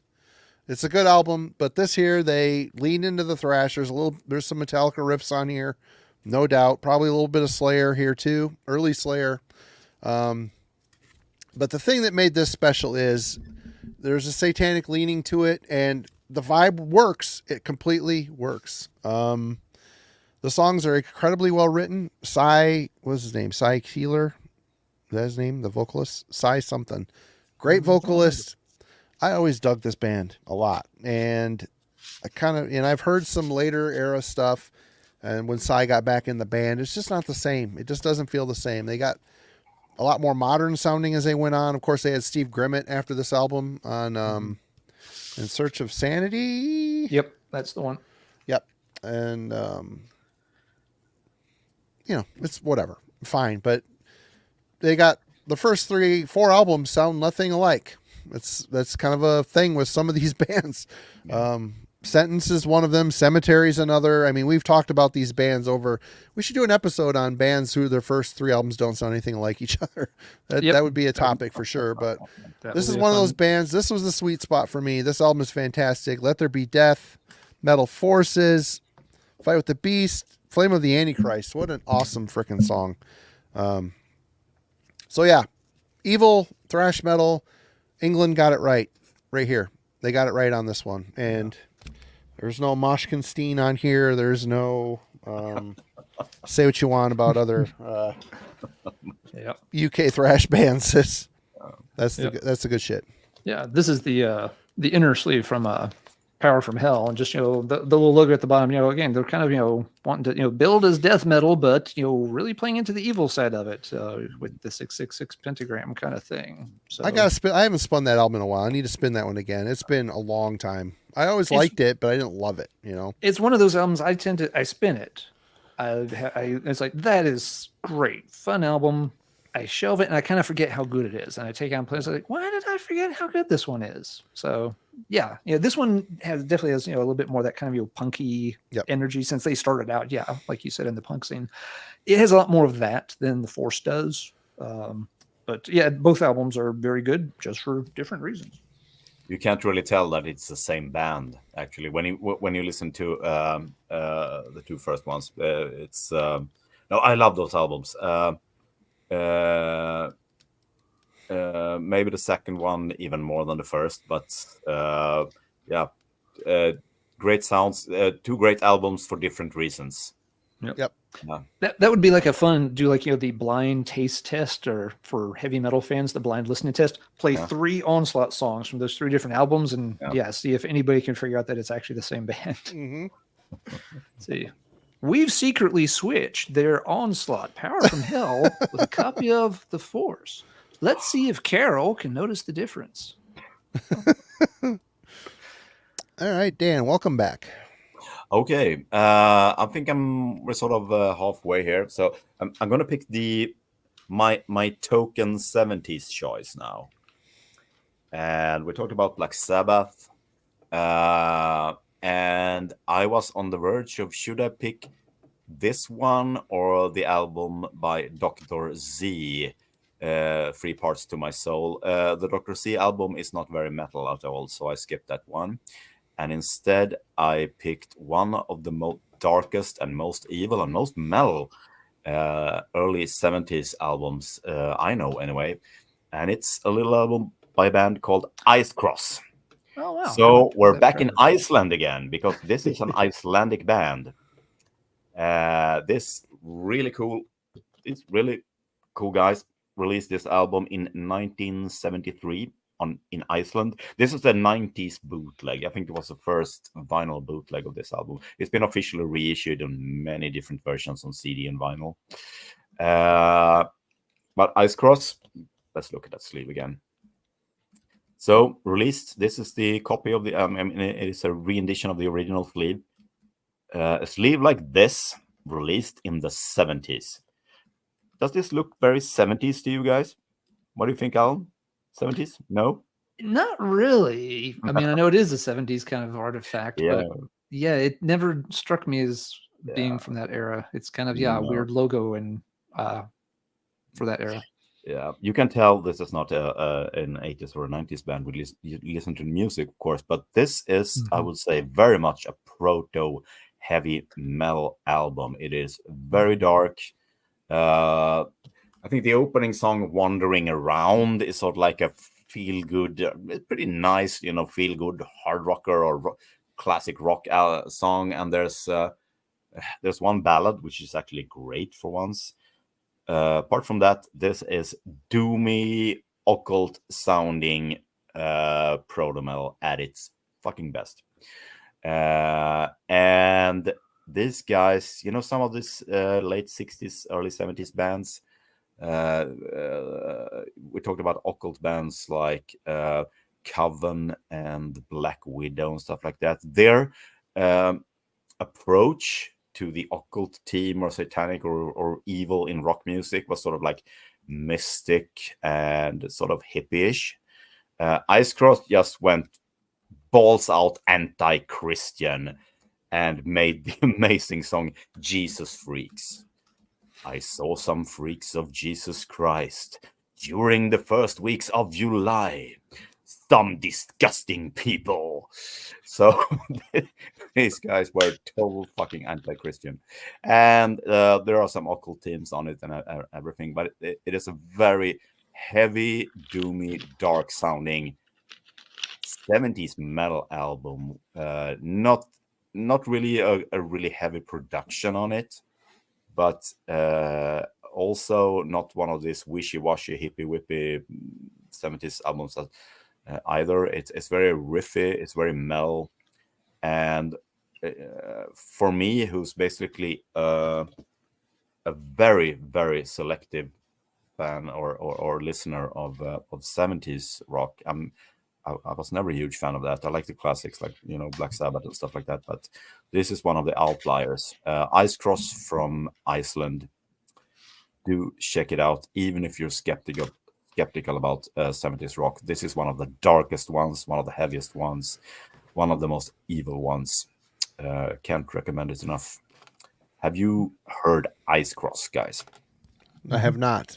I have. It's been a long time, and yeah, that opening track always kind of threw me off on that one because, like you said, it's from the 70s. It doesn't look from the 70s. I kind of agree with Thrash in the comments. It almost looks like a thrash album, and then it opens with that weird song that's kind of not any of the above. And it's just like, what's going on here?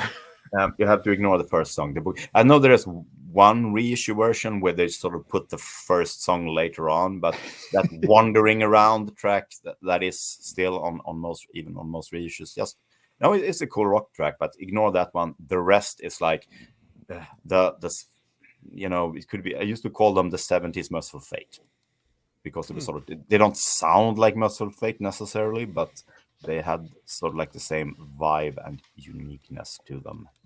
And I would compare them even to, Sarcophagus, which I talked about earlier. It's very much, for those who are familiar with Sarcophagus, but not Ice Cross, check out Ice Cross. Yeah. You mentioned Merciful Fate again, and I just got popped into my head. listening to that Black Cross reissue that Metal Blade did 1,000 years ago. King Diamond's band before Merciful Fate. The Black Rose. Yeah. Black Rose. It's amazing how Merciful Fate became Merciful Fate when you hear, King Diamond singing Golden Earring covers. I mean, how did he get from point A to point B here? It's kind of crazy, but I love the Bratz album, though. I think the Bratz 1980 Bratz album. I've never heard the Bratz album. I need to check that out. Really a killer hard rock album. It's a hard rock album with punk tendencies and even a few punk songs, but as a new wave of heavy metal, early 80s hard rock album, it is fucking great. It is so catchy. So who's on that? Is King on that? I know. No. Denner and Sherman. It's the vocalist who eventually came to sing on the Geisha Mini. I forgot his name, but it is Sherman and Denner, I think. Ah, right on. This is the small one. He's a cool looking cat. This is the small one that is super intelligent and squirmy. So let's put her down. And he loves clawing up rare, expensive records. Yeah, if that one's kind of a normal sized cat. Come here, Bobo. Give me a second to get the big one over here for Tony. Come here. Yes, you.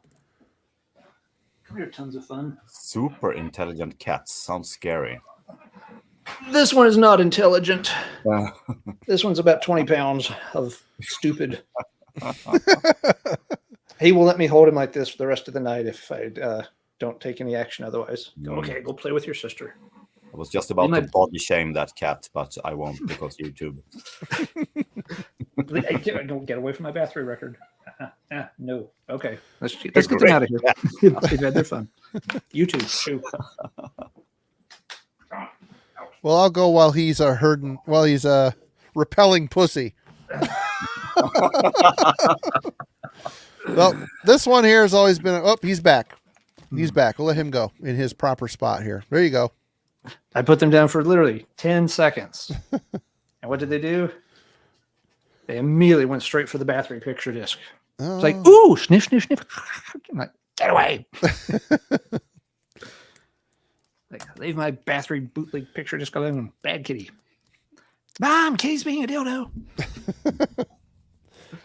All right, let's pull up this one. Next, Dan and I were talking about this one backstage before we got started. Some bands from Florida, Evil. There's lots of them you can pull for there. This one's not particularly well known, though. It's a mid-'80s, more traditional thrashy power speed band called Iron Cross. This is a reissue with different artwork. So, but right away you've got some kind of heavy metal skeleton zombie trying to destroy a cross with eye laser beams. So it's pretty evil. This band really again leaned into the whole evil vibe, quite a bit, with lyrics and presentation. The original is this. The picture's pretty dark, so I don't know how it's going to show up there. It's currently on eBay. This is another one of these very high dollar records, but and it's been reissued a few times. Not that hard to get, but you got the cross, the big pile of gore and blood, and everything's very drippy and oozy. The back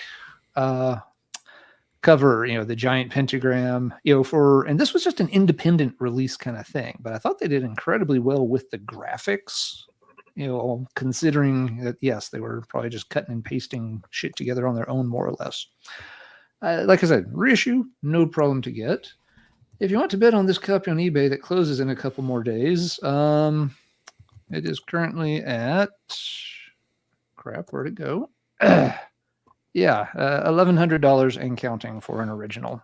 Sad to say. Who charges $6 shipping after getting that amount of money? What a dick! Like, I'm paying you $1,100. You're shipping that motherfucker to me for free. Fuck yeah, you are. Priority. You're shipping it over. You're shipping it overnight, and you're packing it very well. But musically here, it's a very, very good heavy metal record. It is one of those oddball, unknown obscurities that musically does kind of, walk the walk and talk the talk. Lots of, kind of very dark lyrics, songs about, BDSM, demons, drugs, demons. Did I mention demons yet? Very kind of, creepy vocals that, they're not high, but, they've got, almost a dark, sleazy kind of vibe to them, but, just heavier subject material. Really good guitar work. It's a very cool album. I definitely recommend picking up a reissue of it, or at least checking it out. It's another one of those, bands. There were a couple of them from Florida that, had one kind of, amazing underground record in a very limited print run, and the band just evaporated after that. I seem to recall stories that maybe the band had some kind of like car accident and lots of copies were destroyed or stuff like that. Don't know if any of that was ever confirmed or just internet rumors. But Iron Cross really played up the evil kind of stuff, years before, bands like, Morbid Angel and Deicide, really started, taking that kind of, vibe and applying it to Floridian death metal, to a very good effect, of course. But Iron Cross was doing that stuff much earlier. So I don't know if they make cars big enough for the bumper, for that sticker that you got in the back there. That bumper sticker is like the size of a old Lincoln Continental. that is old school bumper sticker that came. This is not the Die Hard edition either. The Die Hard edition probably had more stuff. I know it has colored vinyl. Mine is just the black vinyl. Put that on your Lincoln Town Car bumper and you might be all right.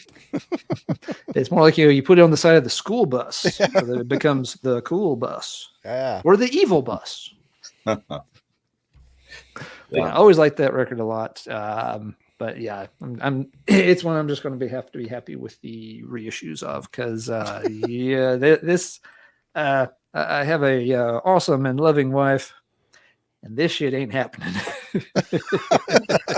But she isn't there to stop you right now, is she? Yeah, but she's coming back sooner or later, and there would be a reckoning.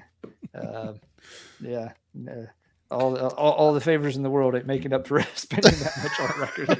All right. I'll be mowing the lawn from now to eternity. If there ever was like a US pricey top rarity that really deserved the hype, and I can get why it's so expensive, it's that one, because basically all songs on that one are great. It's they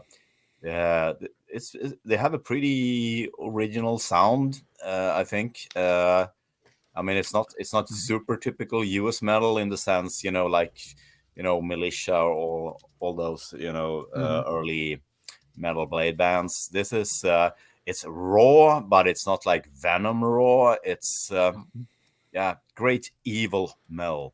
Definitely evil metal in all the best senses of the word. Yep. Yeah, and I agree, Dan. If there was one of those old school Grail rarities I was going to break the bank and go after, it'd probably be this one. Yep. There's two that I would, honey, please kind of moment. But Iron Cross would be one of two that I would go after. But Iron Cross is definitely the more musically proficient of the two. The other one's a pet like that doesn't fit on tonight's show. Tune in next week. Maybe. Anyway, enough with the Iron Cross. Marty, what you got next? Well, kind of a typical record, but as a younger lad, I always thought this was the most evil of the batch from this band, and I love this record. One of my favorite Destruction records, Infernal Overkill. Yep. This thing has just got the vibe. It's got the evil aura. They hadn't really fallen into super crazy tech yet, which there's still a lot of technical riffs on here. Bestial Invasion, of course. Well, yeah, I mean, there's still technical stuff on here, but they're a little bit more cult sounding on here, I think. Satan is mentioned numerous times, and this is just the darkest, most subdued, excellent Destruction record of the bunch, as far as I'm concerned. I love the techie stuff, too. I loved Eternal Devastation. Loved Release from Agony. I like some of the newer stuff, too.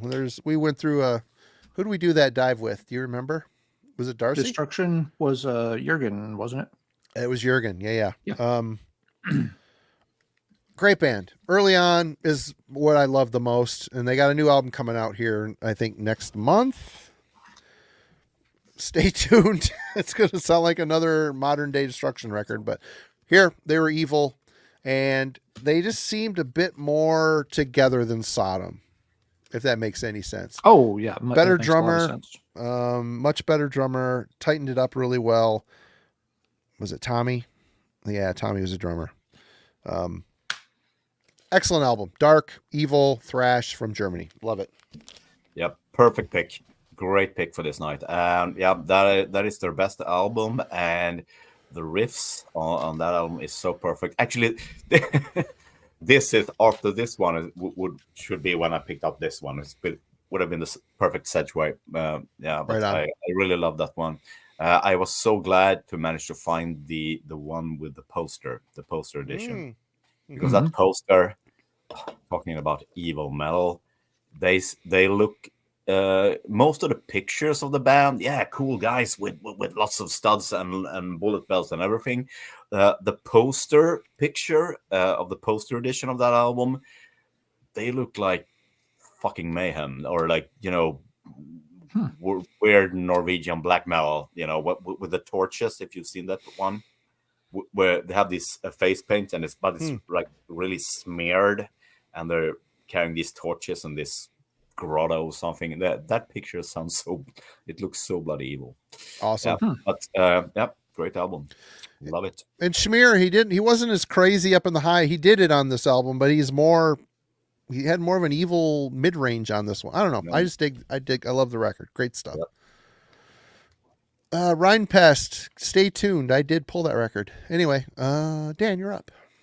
Yeah. I did talked about the 70s album earlier. I'm gonna go with what I would say would be the most, even considering whatever you will pick up for the rest of the night, this will be this night's most extreme album, because nothing beats this, really. I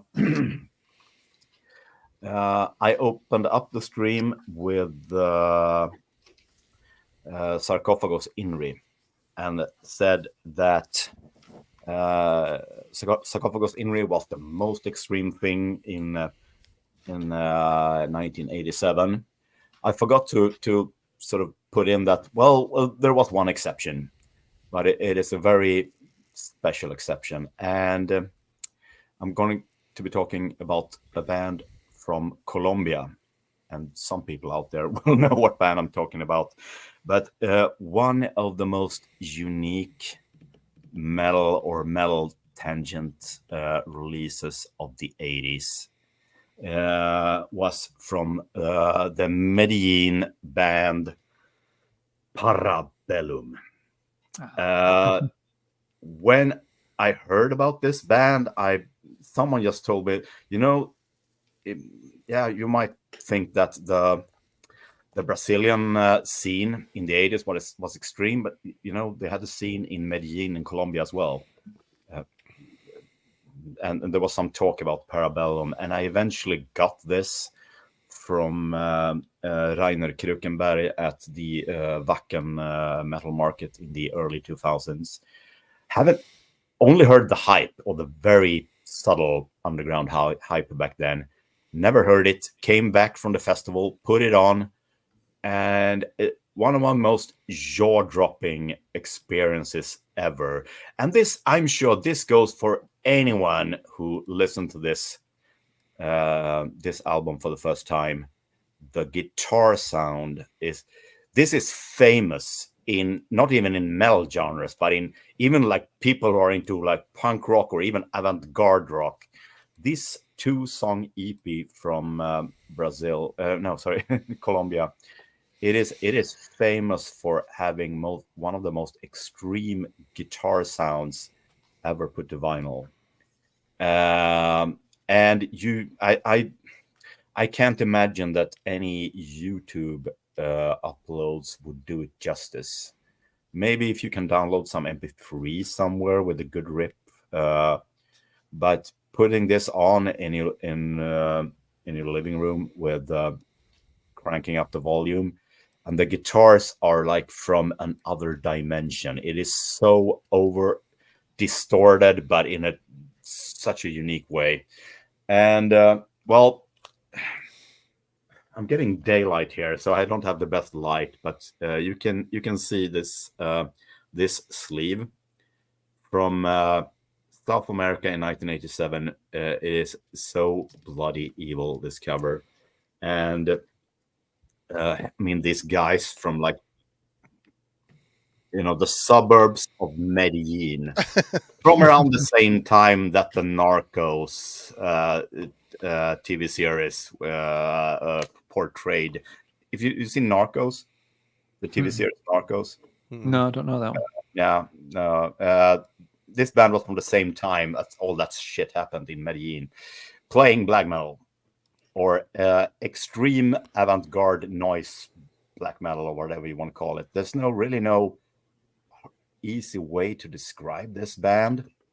They do not sound like Bathory or Slayer or anything like that.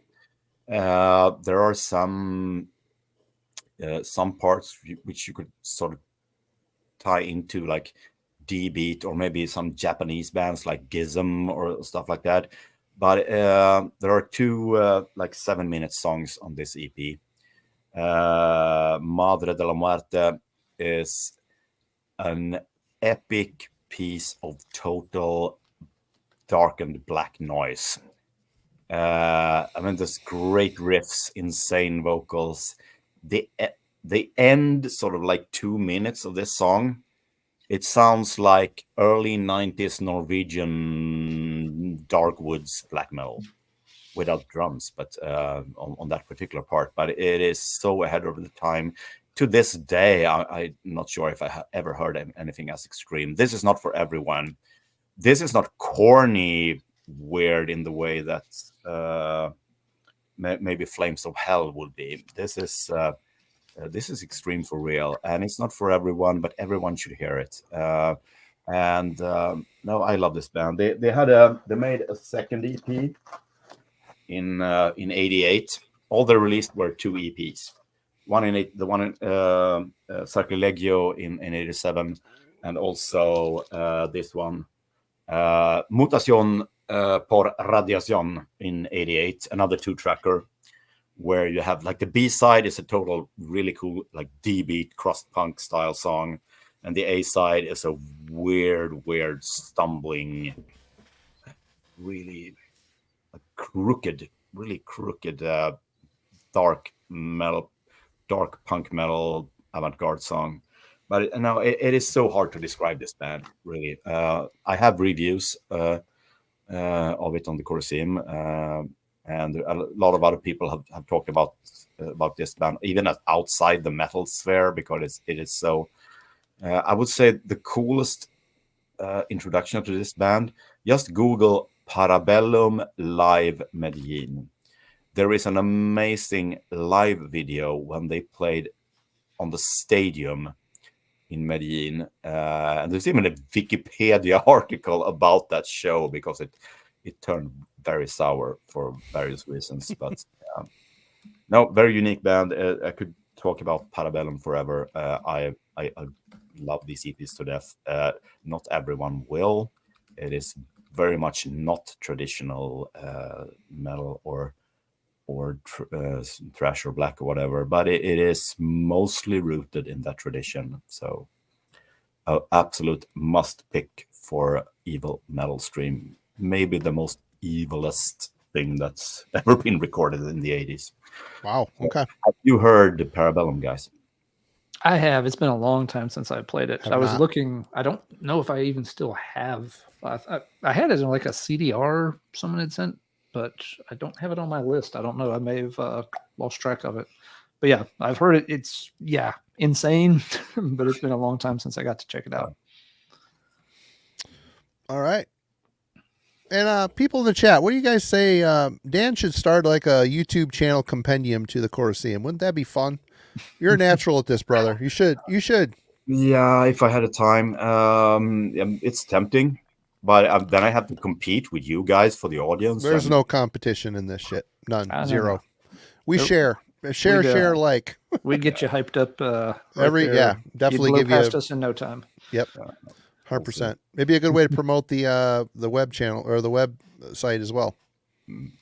Yeah, we'll see. Anyway, yep. Just thinking, people in here like he really knows how to sell a record. Yeah, I've been thinking about it. It's mostly a time issue. It would be fun, but doing it consistently, we'll see. Right on. Yep. Okay, Alan. All right. Well, Simon, if you had trouble figuring out what was happening with the Parabellum album cover, you're going to love this one. Band from the Netherlands, mid 80s, Future Tense. Now this is how you spent, Ulver, of course, famously kind of, wasted their album budget on Nathan's Madrigal. This is how you waste $1 million art budget. Yes. Now Dan's got the original. I've just got a reissue. So yeah, there's stuff and things there in the art. They totally didn't have like their, 7th grade sibling draw this. Art project. Yeah, it's a very unassuming C-. Yeah, it's a very unassuming looking, EP. It's like, it really hits like all those perfect notes for independent, European metal release from the mid 80s. The band name could be heavy, maybe not. You're not sure what to make of it. The artwork, well, you know what they were trying to draw, but it didn't quite get there. So yeah, but you put this on, start playing it. Really solid, mid 80s Euro metal. I think we talked about this band when Dan was on previously, and we talked about European metal. But in this context, I'm showing it because the songs are really loaded up on the satanic thing a lot. Hail Satan! Tony, you earned that C- in art class. Tony, brilliant rendering, by the way. The composition of light and shade really highlights how these things stand out on the side of that other thing. How many smudge sticks did you go through on that the shadow for the castle, bro? But regardless, great, music. It's a little bit raw, not black metal raw, but lo-fi. Obviously, kind of primitive recording, low budget kind of affair. And it's all Satan this, and Swords of Vengeance that, and send you to hell this.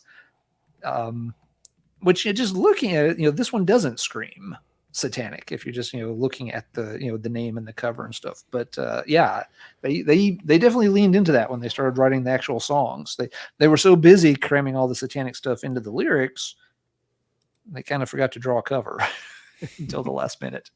But yeah, it's a very cool release. The original is one, I'd like to track that down someday, but a little hard to find, especially stateside.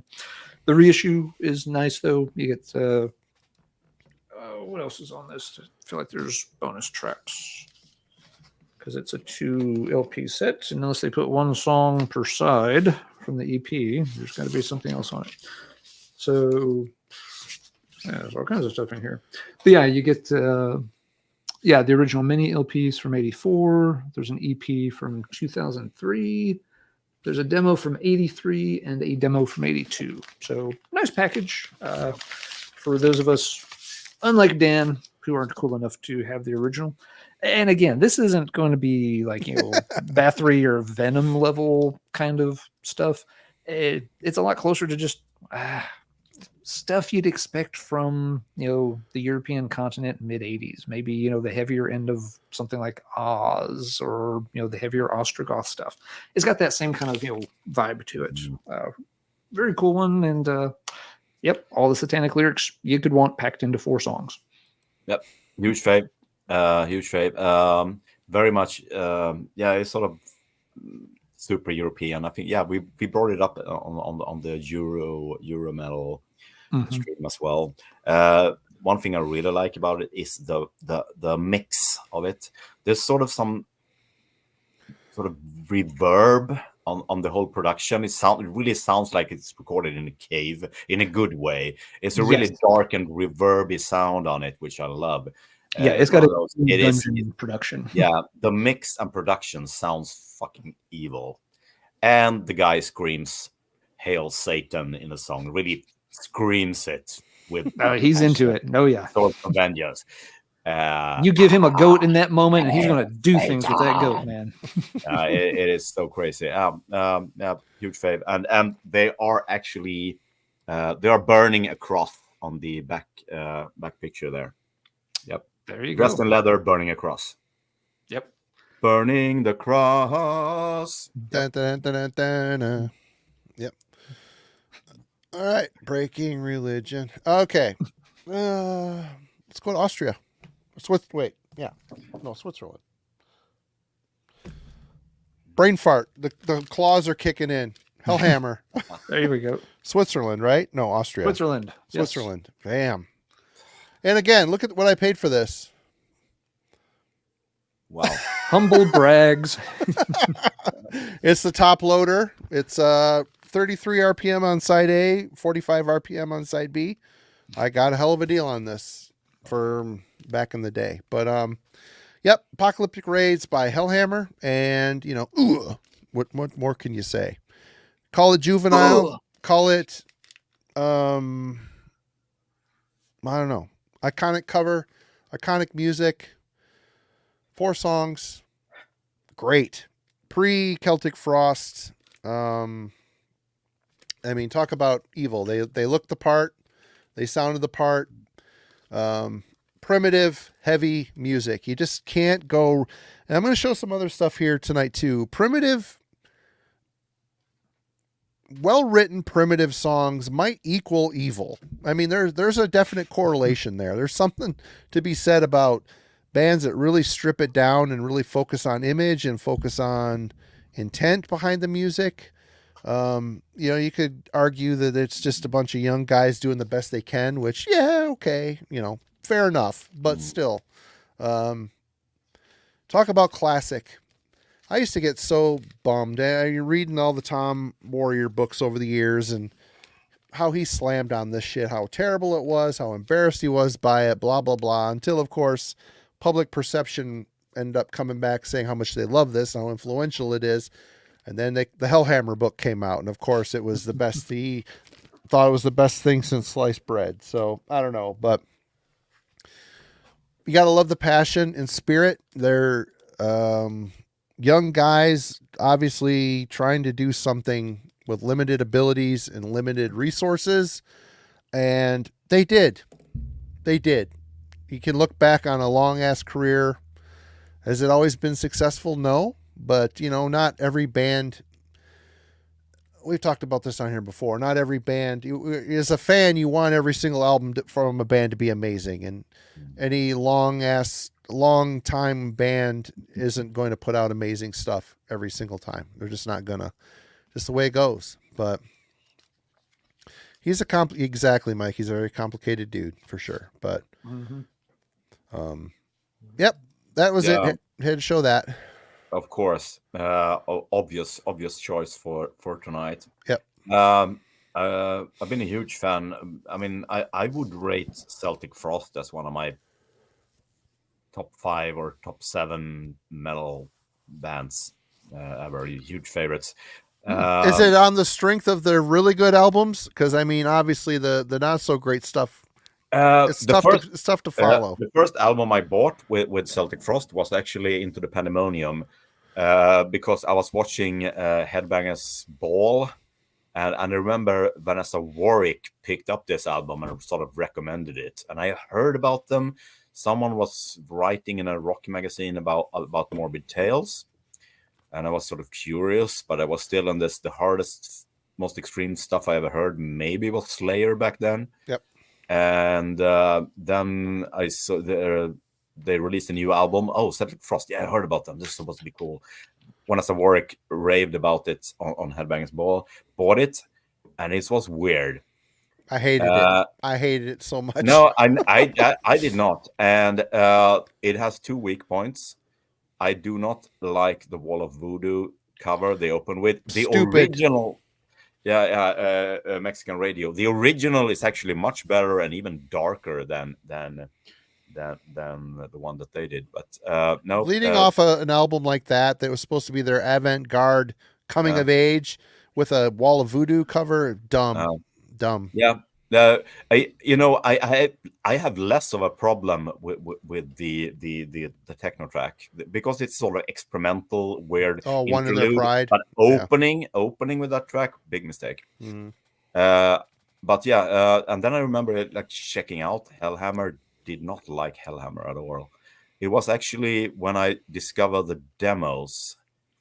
Because my problem, at least back then, was that Hellhammer was at their best at mid-pace. And there are like one slow mid-pace song and 3 fast songs on the Mini. Yeah. So it was a bit hard for me to get into. I'd grown to love Apocalyptic Raids later. But my introduction to Hellhammer and discovered them as a great band was through some like bootleg CDs from the 90s with the demos. Mm. Yep. All right, Dan. Yeah, I had picked up an album, and then you picked up a Hellhammer, and we were talking about Celtic Frost. So I'm gonna go with the some Hellhammer, Celtic Frost influenced stuff, and we haven't talked much about the tape trader scene, and this is a US band. Who only made they actually made lots of albums after this, but a US band made a really cool demo in 1988, which my old friends in Västerås were hyping a lot, and we were listening to it at parties and stuff. I never had a physical copy of it, not even a cassette copy, but we were listening to it a lot together with other stuff, like fucking Master's Hammer or Mayhem or whatever. But eventually, this band was reissued in the early 90s, mid-early 90s. It's an old American 80s black metal band. Not a very well-known one, but their debut demo, it was even controversial back in the day. I read a few fanzine reviews from the late 80s of this, and not many people liked it. It sort of got cultified later. I freaking love it. And it's a band called Satanas, who made a 4-track demo in 1988. And it was reissued on this 7-inch in 93 or 94 on a label called Midian Creations. Does the name Midian Creations ring a bell, perhaps? No. Midian Creations were the label who were also responsible for the Poison mini album reissue. Another cult evil demo from the 80s reissued in the early 90s. The funny thing is that the Poison Into the Abyss vinyl is very expensive nowadays. This was released 6 months later. It is like, I think it's like, if Poison was like mid 002, this is like mid 003.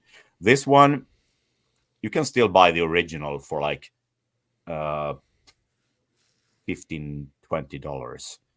I bought it in Sweden for like $20-$25 or something. The music, though, of Satanas is very untypical for the American sort of extreme metal scene in the 80s. This is not a Florida death metal. These guys are very big fans of Hellhammer, of course. Very old school sounding. Oh, very old school sounding, yeah. And really, I mean, it's a demo production. The sound is not great, but it's a cool bad production, the good kind of bad production. And I would describe them as the closest comparison, apart from Hellhammer, would be Canadian Slaughter. Who were also a Hellhammer Celtic Frost worshipping band, but even more satanic, because this is very black metal. The lyrics are, jaws of Satan, hail Lucifer, Satanas, and blood sacrifice. These are titles that you would expect to come a couple of years later. No, this was recorded on tape in 1988. Not in South America or Czechoslovakia, whatever country you would expect this stuff to come from. No, this was a US recording from this time. So that makes it quite special. Yep. But it's really grimy, crusty, crunching, mid-pace, evil black metal from the US. And I really love this demo. This single, actually, this is one of those we always sort of put on through YouTube or whatever, because I never had the tape or anything. And then I just go, damn, I don't have this 7-inch. I had to actually order it this weekend from a Swedish seller. And I was like, oh, it is so easy to find. Should be really expensive, but no, it's a really cool one, and it's been reissued as a 10-inch as well. And the band eventually recorded lots of other albums. I have a handful of their CDs, 2 or 3. Yeah. You can fill us in on that stuff. But no, it's a really cool example of evil metal from the US and early black metal from the US. So no, I love that demo. Jaws of Satan is such a classic. Satanas, check them out. Cool. No, I don't know that one at all. I haven't listened to those CDs since they came out. I couldn't. It's been so long. I couldn't tell you what it sounds like. One of that bands that hit the rack and just hasn't jumped back out since. I don't think you have to appreciate the later stuff. I did listen to some of it and it sounded all right, but it's a demo era of a band and an album era of a band can sometimes, even if it's sort of similar musically, the vibe can be sort of different, and because of production values and stuff like that. But anyone who's into early 80s black metal history should check out Satanas The Ripping Evil demo. It's such a cool classic. Awesome. Good pick. Alan. Yeah, I'll have to check that one out. I do not know it at all. All right. Well, this might be my last 80s one. I'll move into some 90s stuff next, I think.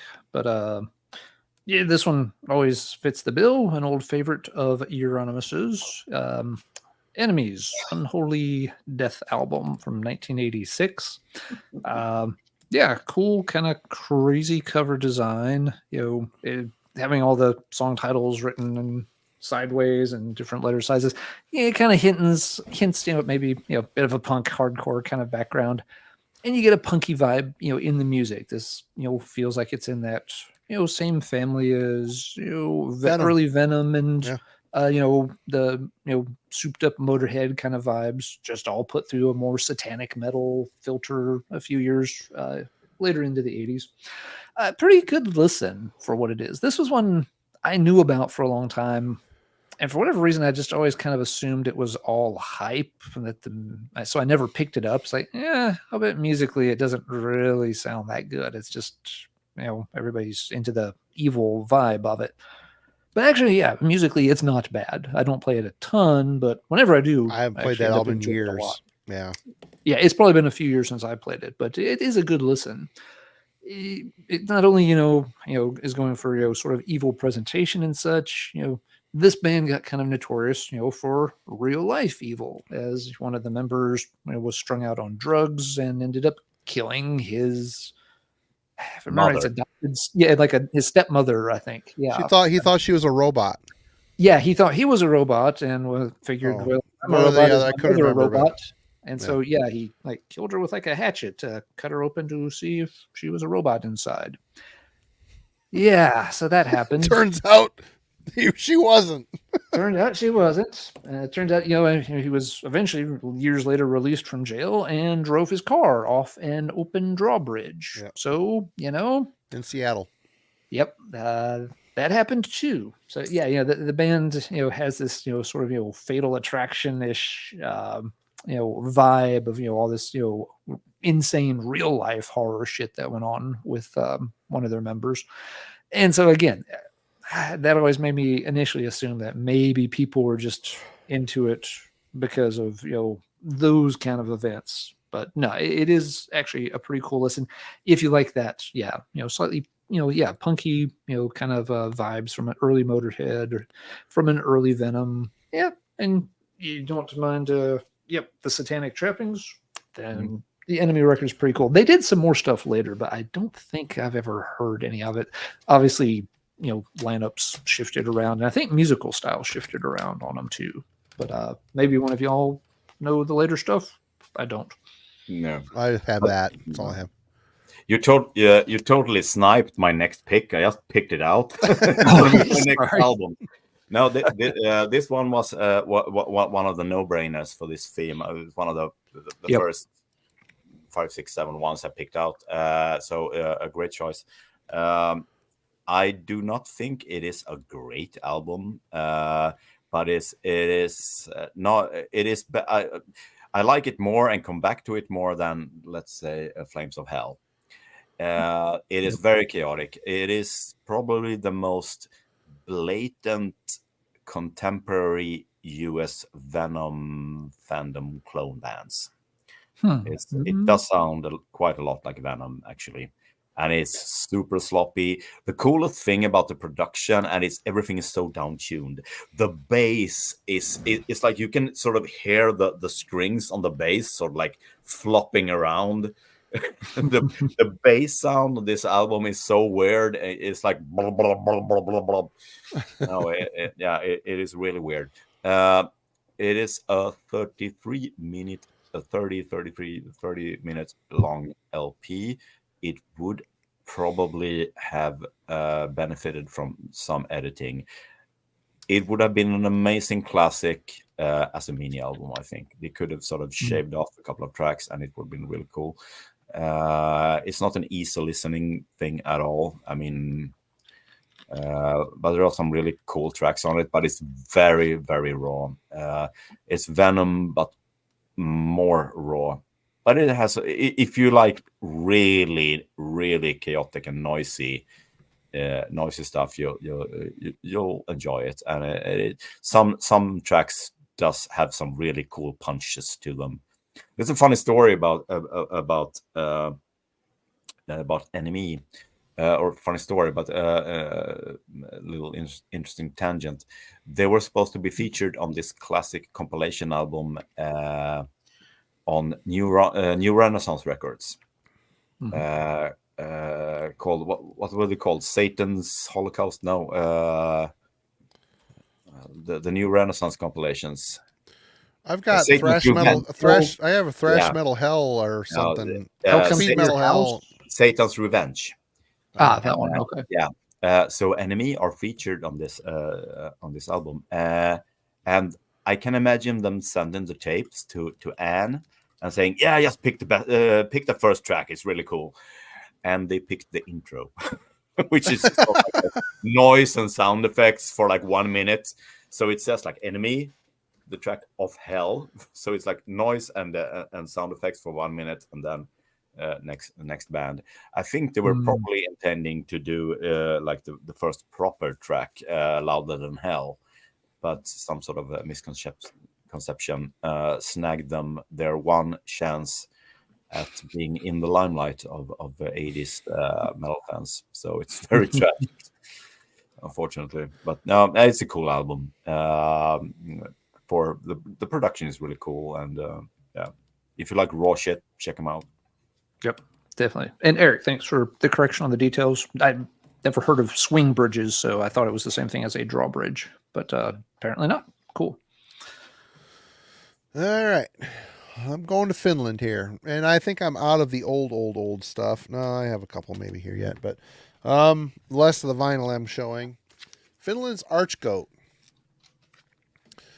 This is the Apocalyptic Triumphator, and this is probably where this band really started to interest me. Their riffs, they kind of moved away from being more war metal-ish and started to get really catchy with the riffage. Again, there's a simplistic quality to this music, but they go out there with the corpse paint and the super low, brutal vocals. And I end up kind of coming around and liking this band a bit. I own way more Archgoat records than I probably should, more than I ever will listen to probably. But I always keep checking in with them because I do like the catchiness in some of these songs. This album in particular, I think this is a particularly good, and the ones that came after it are really good too. But live, they're a 3-piece live, and they go up there and they kind of crush. They just kind of sit there very stoic in the corpse paint and the smoke, and they just sound evil. Evil topics, satanic type fare, of course. It's on Debamur Morty. And always kind of like these guys. And there's a humongous scene in black metal of black metal in Finland. Various levels of sketch, whatever you kind of want to get into there. But these guys were always a little bit more on the brutal side. And in fact, dating back, they did a split with Beherit at some point early on. But yep. Anyway, Archgoat, Apocalyptic Triumphator, all their stuff has got the evil vibe and the Chris Moyen art typically, and good stuff. Never No have dug comments into that on band. Archgoat. I never have dug into that name. band. Mm-hmm. There are so many goat bands. I admit I just don't even try to keep them straight, and that's bad Goat on and me. Void. A lot of Void bands, a lot of Goat bands. That's the way that rolls. Void Goat was kind of the natural conclusion of that. Yeah, Void Goat. Goat Void, Void Goat. Yep. All right, Dan, you're back. I bet if I look it up, there's a Void Goat. Probably is. No, I There have to probably check. is. Okay, let's continue a bit on the black metal trade here. I'm going to do... where did I put them? Yeah, there they are. Finland was a great scene for black and weird obscure bands. Yep. One of my favorite countries in Europe as far as evil metal goes is Czechoslovakia. They had a very, very distinct Proto-death black evil metal scene. There are so many bands I could have picked out. My favorite band of all time from that country is, of course, Master's Hammer. So, oh yeah. But I'm not. No, I'll save that to you. Nope. You're talking about them here. I'll let you do it. Yeah. I eventually settled on talking about one of their competitors or co-conspirators of metal. I'm gonna remove the plastics. The band Root. Yeah. Yep. Yes. Yes. The band Root from Czechoslovakia is such a special band. They started out in some of the second half of the 80s, released a whole bunch of demos, eventually made their debut album in 1990, I think.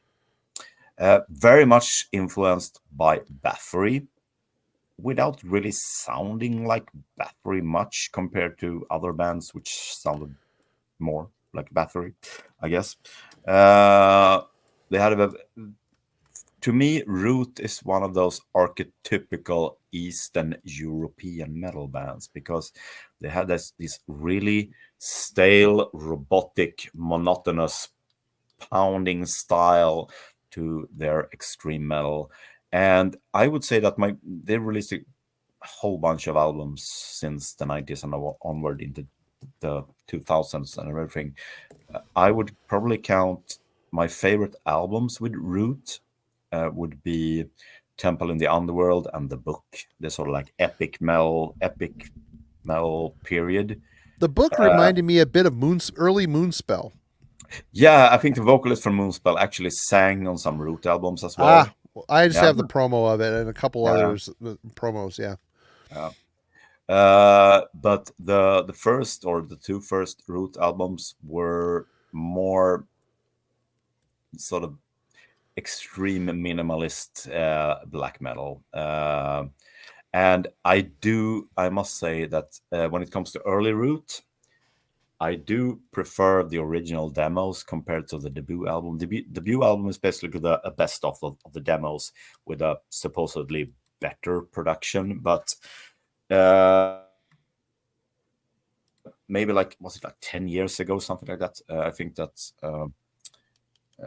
Nuclear War Now. It might have been released a box set of older demos. I'm actually not at home right now. I had to bring all the records to this other place, so I couldn't bring the actual box. But secret location. Yeah, it's a secret location. Yeah. So I don't have my archive next to me as I usually do. So I didn't bring the actual fat box, but I brought the vinyls within them. It's a double album, 4-album box set. Wow. Of, Nice. All the Root demos. And the Root demos is some of the most evil metal ever recorded. Really, it is so extreme. This is sort of like, think early Burzum, but less catchy and sing-alongy. Yep. Yeah. No, but it's they have some great harmonies and riffs somewhere, but it's really monotonous, pounding riffing, and there are some fast tracks. But my favorite moments with early Root are these long mid-pace, almost drony, noisy stuff that they made in Czechoslovakia behind the Iron Curtain in the late 80s. And I mean, to sort of give you an idea of this band is sort of like, check out the lineup shot of these guys from the late 80s. This is true black metal. This is they look like they need to be in a band named Shit Angel. I'm just saying. No, I mean, this is it all. And so they released like 4 or 5 demos, all compiled in this box. If I'm gonna pick my favorite from all of these demos, or my unfavorite, or the most intriguing one, it would be actually the second one, the War of Rats demo, which is ironically the only demo out of their 4 or 5 ones where none of these tracks ended up on later albums, because this was the most like difficult ones. This is totally noisy, drony, sort of like mid-pace noise black metal from 1988 behind the Iron Curtain. And I freaking, to me, Root will forever be the later beautiful epic stuff and the War of Rats demo. It is especially the 9 minutes, or what is it, 12 or 10-minute song. No, but it's the very first demo is total garage, noisy amateur stuff. This is the second one where they start sounding real for real. But no, the demo stuff, amazing with Root. There's nothing really like it. No Western band sounded like them. Will they be as big a favorite as Master's Hammer? To me, no. But they... Good stuff, though. Yeah, I would argue that Root were even more evil. Master's Hammer, one of my all-time favorite bands. Root, not quite on that level, but the level of evilness is almost unmatched from the Eastern Bloc. So check out their epic stuff, or check out the demos. All right. Good pick. Alan. Yeah, that's really cool. I would agree with you. Those are the two, Temple and Book.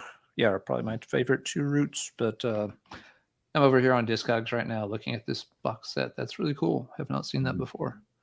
Oh, I want to do just a little shout out. In that box set, there is a T-shirt as part of the set. You know, a bonus T-shirt. If anyone out there want to trade an unopened XL size T-shirt for a medium or maybe large, send me a PM, please. I still have the unopened plastic bag of the XL T-shirt, which would look ridiculous on me. If anyone has a medium size or a large size, send me a PM and we'll trade. You just need to eat more Selma or whatever the hell that stuff. But it's disgusting, Marty. Just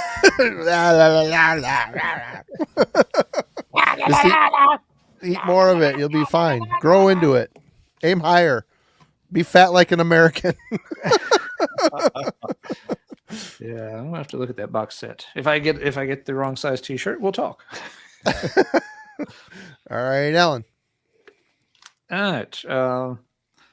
So before before I can pick anything else, this has happened. What? I give you Goat Void Holocaust. Fuck me. I am not kidding. There you Goat go. Void- There it is. It happened. Goat Void Holocaust are from Sweden. So Dan, you're responsible for this. Yeah, I'm sorry. They have one album that came out in 2019. So hey, new active band, and we need to check out the band photo. Ooh. See that this Dan loin could be cloths are back. Dan could be responsible for this because with the gas masks, who knows who's perched on that rock back there? It could be anyone. Well, if you got Goat and Void in your band name, you got to have a gas mask. If not, you're just a fucking asshole. and Holocaust. Let's not forget Holocaust. But because we need a cherry on top, as if I haven't given you enough already, because we need a cherry on top. The Metal Archive's description of the band: black metal. Their themes are barbarism, apocalypse, devil worship, cosmic evil, and fungus. That's why they're wearing the loincloths. They're letting it air out down there because I don't have to make this shit up because this be real. So classic. Yeah. I'm gonna have to find out what it sounds like tomorrow. Anyway, yes, folks have mentioned some really good death metal entries in the chat tonight, and like I said, I've kind of worked through my 80s stuff, so I'm moving more into 90s stuff now. These two bands I always kind of associate mentally. Not that they sound exactly alike, but they were always next to each other in every CD bin I ever flipped through in the 1990s. I'm talking about Immolation and Incantation. Two different flavors of American death metal, but both go with a very, very there you go, Marty. Both go with a very blasphemous vibe. Most evil album ever, death metal album, really. It's the sound, the whole thing, so evil. Yeah, everything about this one, including the cover art. We've gone off the rails about the cover art on some of these early Incantation ones before. They are just mind-bendingly creepy. I forget the artist's name, but she did amazing work with them, and she didn't do a lot of album cover art, but the ones that she did were always just messed up. What's Ryan up to?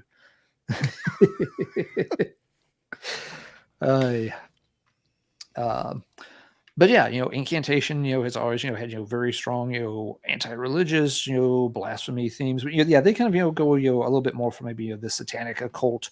Again, they've got that cavernous sound. It's a bit darky, murky, smoky, mysterious.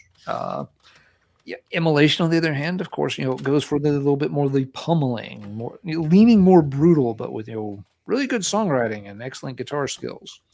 And they go for a little bit more of kind of the classic can't trust religion bad, tear it all down. A little bit more maybe some of the classic tropes that lean a little bit more into the think for yourself, don't be a bunch of sheep kind of we hate religion, as opposed to the, yes, ceremony held in a cave to, blaspheme kind of thing. So yeah, death metal obviously covers, a lot of ground by this point. But this was another thing that wasn't always highlighted early on. A lot of people with death metal in the early 90s gravitated more towards like the Cannibal Corpse and the bands that were doing the horror movie kind of gross stuff, as opposed to some of the bands that focused on a little bit more of the satanic stuff. Somehow the satanic blasphemy stuff always felt like it never got highlighted in death metal back then as much as maybe it should have, outside of maybe Morbid Angel being the big exception to that, and Deicide, of course. But yeah, always, again, they both began with I. They both ended in TION. They were always next to each other whenever you went to any music store to flip through. So they're both long-standing institutions. Yeah. They've both become legacy acts as well. Yeah, it's not like one of them disappeared after a few good albums. So yeah, these are both bands too. I knew a little bit back in the day, but I got tired of this kind of death metal by the mid 90s. So both of these are bands I've been working my way slowly through more of their catalogs. I missed tons and tons of their stuff, and they both did a ton. They both had a good quality output over time. So it's been fun digging through those, and Evil, and I gotta say this wins for the cover art, because that shit will give you nightmares. Oops, interviewed. Damn it. Oops. My keyboard is interviewed. There you go. Anyway, good picks. Perfect. Yep, I had on my stack as well. Oh, sorry. No, it's fine. Good. Well, let's see what else is on your stack. Well, I'm gonna stick to Finland. And is it silly? Is it evil? I don't know. But it also, when this came out, I was pretty enamored by this album. And it's Tol Kormt Nors by Impaled Nazarene. Nice. This is the censored cover. It's on Osmos. Got it here in the US at Camelot Music. Did I get this at Camelot? I might have. I don't remember. But anyway, I'm a fan of the Finnish sound, and this is stripped down, kind of punky, a little bit of Motorhead mixed in with all these perverse, weird, satanic inner soundscapes in between, like an orgy with animals and stuff in there. But I always liked the simplistic attack of this band. Mika's vocals are great, and this has Taneli Jarva from Sentenced on bass. He was with the band for a while. I'm sure I'm saying his name wrong. But anyway, Impaled Nazarene, the first one, they've always had their own unique sound. They went out of their way to make sure they didn't sound Norwegian or Swedish. They have their own definite stamp on things, but this is a very evil sounding record. Simplistic and sinister sounding, a little bit perverted. Definitely drunk and perverted as well. So, yep. I'm a fan of that. That was one of the first albums I was sent to review during my short tenure writing for an underground zine in the mid 90s. And I had no idea what to make of that at the time. I'm just like, you want me to review this? It wasn't that I hated it. It's just I did not know how to process that album. I was like, you might want somebody else to handle this one. This is probably too far outside my wheelhouse. Definitely evil. I couldn't tell which album was it. It's the first one, Tol Kormt Nors. Yeah. It's a censored version of it. Yeah, because USA. Yep. No, but I really like second, third, and fourth one. Ugra Karma is amazing. Summe Finland Perkele and Latex Cult. Those ones I have, and I love all them. excellent. Yeah, excellent. Not that they became crap or anything after that, but to me that was a perfect trio of albums. And most of what I've heard is sort of like samey or very samey. Yeah, they kind of they defined their sound and kind of wrote it a little too seriously. I'm good with just keeping those three, but what a cool. Funny thing is, I think it was almost 20 years ago, they played in Stockholm together with Storm Warrior. If you know Storm Oh Warrior. wow, Oh, German. Yeah, that's awesome. That's Yeah, crazy. you know, with Kai Hansen on vocals. So there was Storm Warrior and Yep. Pale Nazarene in Stockholm City. Oh, That's a wow. great Interesting combo. bill. 2 bands I wanted to see, but still. Yeah. Did you go? Yeah, of course. Yeah, it's a great show. Did Kai come out and do the entire set with Storm Warrior, or did he just do a handful? No, there were no Storm Warrior tracks, or maybe a few. It was mostly old Halloween tracks. So yeah. There's a festival that Storm Warrior played that it's on YouTube, and Kai comes out and does Ride the Sky, and it sounds like the fucking album, dude. It sounds so good. It's amazing. It's when Kai still had his pipes. He still sounds good, surprisingly, but anyway. I went there. It's Dan's turn. All right. I'll be right back. Yeah, I'm contemplating here. Should I keep going on the narrow path of underground evil stuff, or so we don't lose it, let's backtrack a bit back to the 80s. Well, we're running out of time, maybe. No, I'm going to pick a single again. Not a great one, but one of my absolute obvious picks for this theme. Sort of tying into the Enemy album that Alan was talking about. And 80s Venom clones. There are not a lot of them, actually. Not as many as you would think, in a way. That's a good point. You're right. No. But we had Enemy and maybe a few other ones. There were in Japan, not Sabbath, a band who released one 7-inch, which I'm not going to say it's great, but it was an obvious pick for tonight, and it is, of course, the White Hell 7-inch from Japan, with the song Lucifer and Nuclear.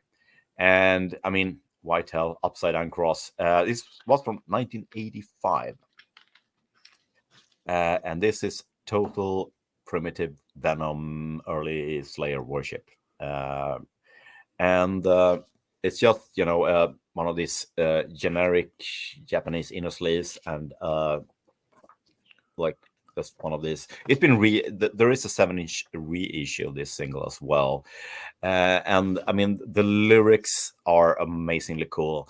What I did suspect once I actually got the single, and later got confirmed, that 2 of the members were from Australia, actually, because I got after reviewing this like 15 years ago on the Corroseum, I did eventually get an email from an old classmate of one of the band members asking, "Oh, do you know anything about White Hell? Because that guy I went to school with that guy in Australia." So apparently, White Hell were Australian exchange students in Japan who sort of like a hobby band who went out and recorded a single. Yeah, and it is kitchen sink production Venom worship, not as sort of sloppy and noisy as Enemy perhaps, but a bit more stripped down. But I mean, the lyrics to the song Lucifer are so great. I just want to sit here and read it because it is so amazing. I spit on Virgin Mary, I vomit on the cross, I do this all for you, Lord Satan Lucifer. I mean, Yep, that's a dead on Venom right there. Yeah. No, it's a really funny single. Is it a masterpiece? No, but a cool cult 7-inch. Been reissued as a 7-inch as well a couple of years ago. No other recordings are known as far as I know.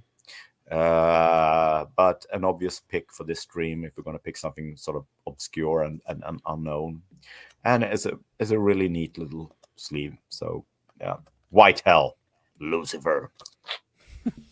All right, cool pick. I hadn't thought of that in forever. Yeah, and I didn't know about the Australian connection. No. I forgot, or if I did, I forgot it so long ago. Cool. All right, Ellen. All right. Let's see here. yeah, moving, did some 90s death metal. Also, to do some 90s black metal. Obviously, tons of stuff here you could pick from. The one that I wanted to highlight in particular tonight was Austria's Abigor. Uh-oh.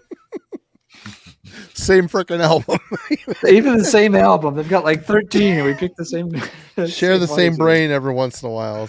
Sorry, scary Mom. for you, good for me, scary for you. But yeah, so why did I pick this particular one? A big part of it is Abigor had it kind of worked right into kind of cool classic logo. They always had a little bit of a different sound. Maybe that was just an artifact of being in Austria. It seemed even by Austrian standards, though, they kind of did their own thing. They were, but they did definitely on that album in particular try to sound a bit Norwegian. I think there's some leanings. They tried. Yeah, there's a Scandinavian influence, absolutely. Yeah. But at the same time, they used a little bit of different instrumentation, and they just kind of walked their own path. They were reportedly part of the Austrian black metal syndicate, whatever their version was, but they even didn't stay involved with that very long. And then they just kind of, it's like, we'll do our own things. Their sound morphed a lot over the years, but they're still. They had to lay low after PETA went after him after that stupid horse incident on the album debut. Sorry, that's another. That's another thing. Big fat guy on a Shetland pony. Anyway, sorry, but I mean to cut you off. Yeah, they've kind of gone with.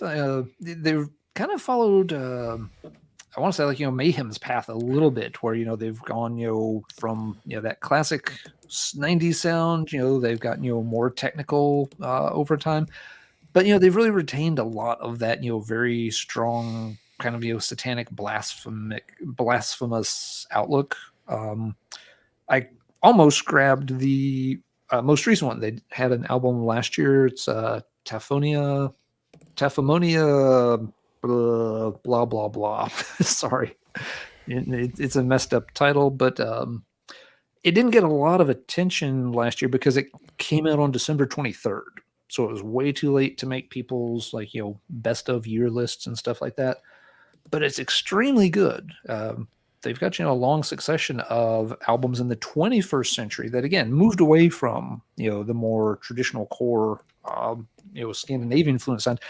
And they've gotten a little bit more avant-garde, a lot more technical, but it still works incredibly well. It's not weird in the sense of like so many Norwegian bands that go off into very different tangents. 21st century Abigor still holds together as a very, very tight and still very, very blasphemous unit. I don't know their whole catalog. They're another one where there's big chunks of the catalog I have missed that I'm slowly filling in. I picked up the 2023 album after Bill, the Ninth Circle, recommended it on a stream not too long ago. And yeah, it's a really impressive album. So I figured they were a good representation because they've been at it for a long time. And while their style has changed, their overall kind of satanic messaging has not. Maybe it's matured a little bit. Maybe they're going at it from more of some kind of Levian or Luciferian vibe nowadays, but it still works very well. Still very unholy stuff. And Marty will have to pick something else to talk about. No, so I have other stuff here. But anybody wants to hear a little further dive on this, the Album Club covered this, I don't know, some months ago, went kind of deep for an hour and a half on this very good album. So go check that out. It's archived for your convenience. And people are talking about in the chat. Luckily, it was my next poll. So we're going with Samuel's Blood Ritual. This is my... Nice. Oh, man. I want to call this my favorite, but Ceremony of Opposites is kind of tied with this. But I think this is their most evil album. I think this is... the first album had definite Hellhammer vibe to it. This here, they got the vibe. They layered on the reverb. They, there's a track with the baby crying in the beginning. It's just the whole thing sounds the way the cover looks. Kind of a perfect mix of atmosphere and evil. Not a bad song on here. Blood Ritual, the album track title, the album title track. great. This whole album is great, and it's one I return to often. It's just got a melancholic vibe to it. It's like you're in a dark, forgotten dungeon somewhere where the candles still burn and things are still sacrificed. This is the vibe, and this is an awesome album. The first three are great. This one and Ceremony of Opposites are my favorite. The band, I liked Passage, but when your drummer says, "Hey, I'm programming drums from here on out," that's bad. That's a bad sign. But anyway, this one is a classic. I love the evil vibe on this. 100%. Good stuff. Yep, very good pick. All right, Dan. Yeah. Dan, how many more do you want to do? I know it is getting very, very early. For maybe 2 or 3 albums left. I don't know. No, that's a great choice with Samuel. I was hoping and expecting that we would pick at least one Samuel album. Yep. I used to have at least the 7-inch back in the day, and it's really cool. Evil. It's awesome. That's so evil. Yeah. Must do for a stream like this. Here's another one, a 7-inch, or actually no, originally a demo. We're going back to the old tape trading US underground extreme death black metal 80s scene, and one of my absolute favorite recordings from the American early death metal demo scene. It's from Florida. It's a bit complicated with this band. They only really had 3 songs to their name, recorded in 1987, released on 7-inch in the early 90s. And I'm talking about the immortal Incubus demo. Mm-hmm. I love this. I love this so much. This version is the one from Nuclear Blast. I think there's like an earlier version of this, which was privately pressed. This is, I think, Mike Browning, who originated from Morbid Angel and later formed Nocturnus, was in this as well. These 3 songs are one of the most extreme ones recorded in 1987, I would say. You can tell there are some semblance to the demo era Morbid Angel and the demo era Nocturnus. So they were sort of like in the same family of this sort of almost. I mean, they do not sound like Death or Autopsy or the Stockholm death metal thing that sort of developed in that tangent. This is more like epic wall of sound, evil metal grinding darkness, and there's an insanity to the sound of this demo, which I really liked. It is not very good produced. It's infamously muddy, not catastrophically so. But it's not a great production on it. But I just love the sort of wall of sound approach to it, and it does sound really dark, really evil. And there's 3 tracks on it, and actually the 3 tracks are quite unique in their in their sound. God Died on His Knees. Reanimators, Mutilation is a really cool speed thrasher, and it is sort of technical, but it's hard to tell because of sort of like the muddy mix, which sort of makes it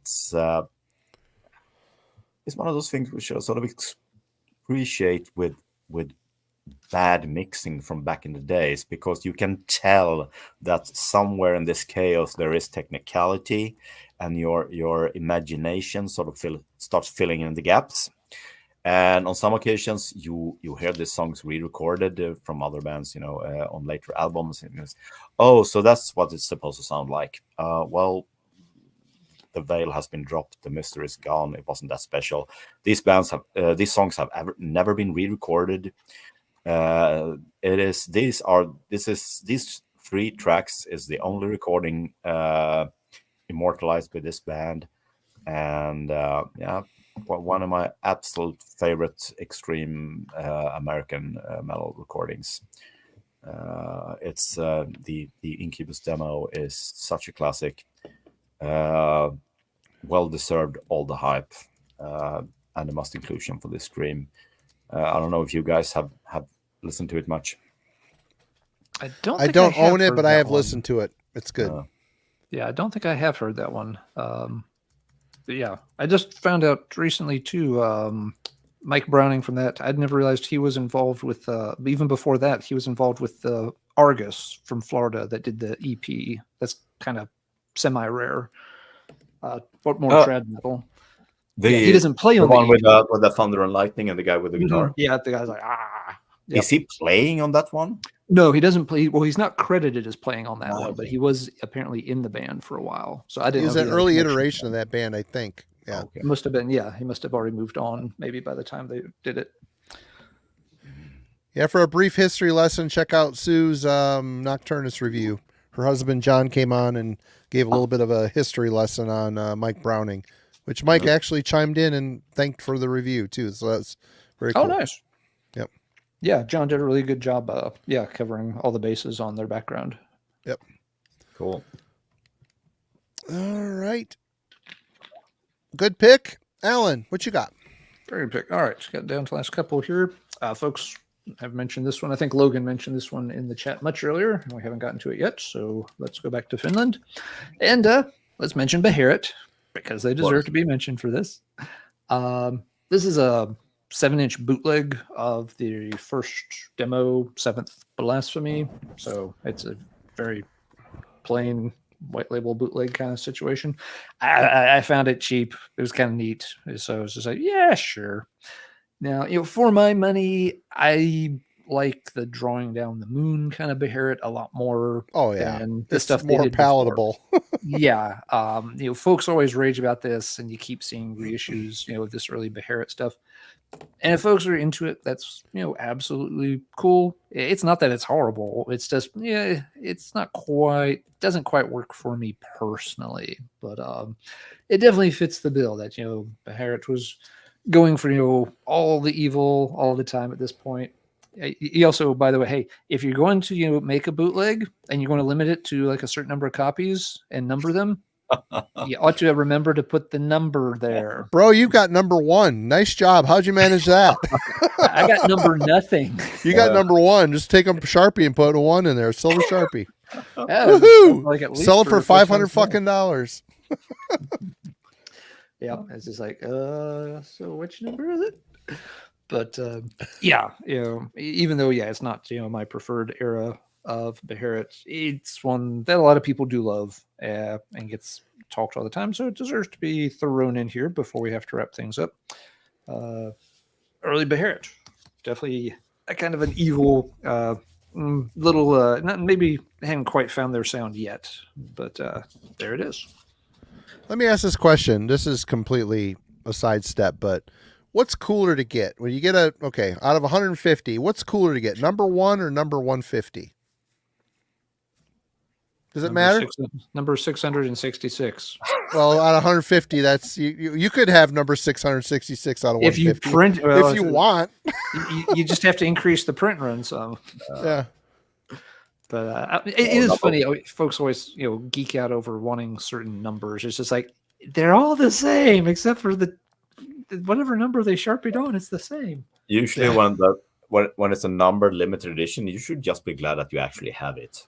Yeah. So, exactly. That's a nice bonus if you got an early number. But I've seen it as a selling point on eBay auctions and on Discogs, like early number, blah blah blah. But usually with that case, you're usually too late to grab them, and you should just be happy that you actually have an original of that set. So who cares? Yeah. The other thing I've seen too that some people either mistakenly get confused on or deliberately confused on is that some things are numbered in a serial fashion, number 1 of, number 2 of, number 3 of. Others will just have like a sticker or whatever saying like this is 1 out of 33 copies. But people will say I've got number 1 of the 33, and it's just like, no, you have one of the 33. They're not actually sequentially numbered. All 33 have the same sticker saying it is one of 33. It doesn't say 1 of 33, 2 of 33, 3 of 33. I don't know why I picked 33 as an example for this. But I've seen people kind of get a little tied up on that point too. So read your hype sticker carefully. Just because there's a number there doesn't mean that you have number 1 on certain pressings of things. Yeah, just public service announcement there. I'm done. Right on. Okay, where am I going here? You know what? I'm going to DaN's Home Country, another band we recently talked about in the album club.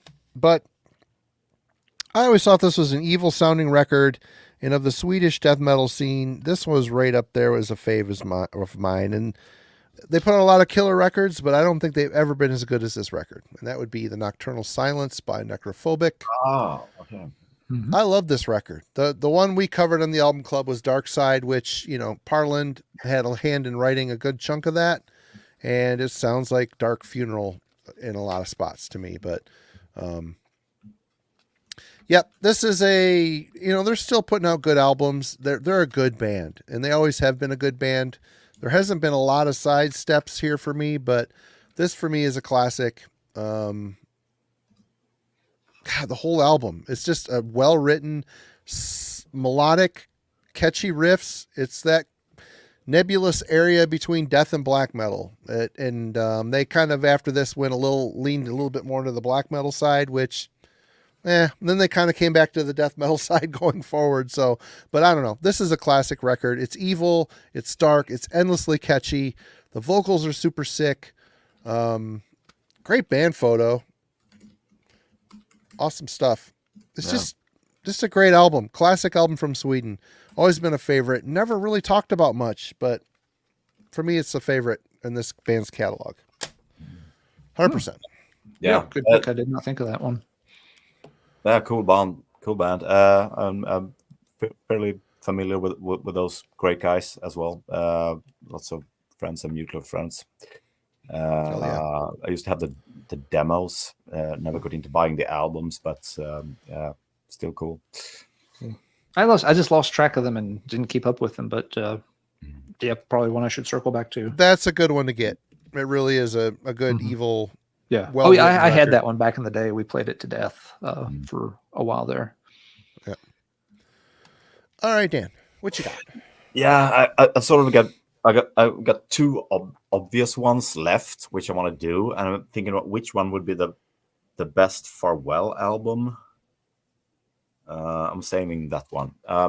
Here's one about sort of saving, because I was waiting if maybe Alan would pick it, but it is also a very obvious choice for tonight. If we're talking at least early underground or underappreciated or cult 80s evil metal and evil US metal and satanic evil US metal, or even satanic evil power metal. Alan, do you have a guess? Don't say anything. Yeah, of course, we're talking about Satan's host. Of course. Metal from hell. Does that band have like 25 albums? Something ridiculous. No. They released about 5 or 6 albums in the 2000s as well, and a few ones later than that. But I'm bringing up the debut album from, it's 86 or 87. Right, I want to say 87, but I'm not certain. Probably 87. On vocals, we have Leviathan, Thy Siren, aka Harry the Tyrant Conklin, from originally from Jack Panzer. The music or the songwriting on this album is perhaps some of the greatest epic US power metal tracks ever written. The music is amazing.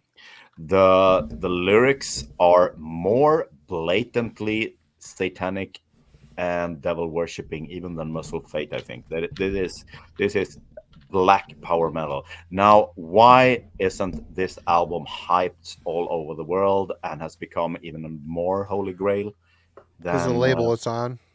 no, because of the absolutely atrocious production and mixing of it. Unfortunately, I haven't heard that one. yeah, something went terribly wrong in the studio. I don't know. Someone sort of left like a button. Probably I'm I'm positive. Jesus was the guy that mixed it. Yeah. Yeah, he built my hot rod and he ruined Satan's host. It is such a shame. I had sort of like an idea that someone sort of like forgot to just unclick a switch or unpress a button or whatever on the mixing table, because this is it's mostly the guitar sound is sort of crumbled, which is a shame. Sometimes it doesn't really matter on certain styles of metal, you know, like the more venomy, grimy, medieval, the band Medieval, or, you know, Static Frosty, Hellhammery stuff. This is so far away from that style as you can get. I mean, this is epic US power metal. Sounding very evil, does not deserve this failed production at all. But the songs are amazing. I mean, Black's Delay, Into the Veil, Standing at Death's Door, the song Hellfire. Every single song on this album is such a well-written, amazing masterpiece.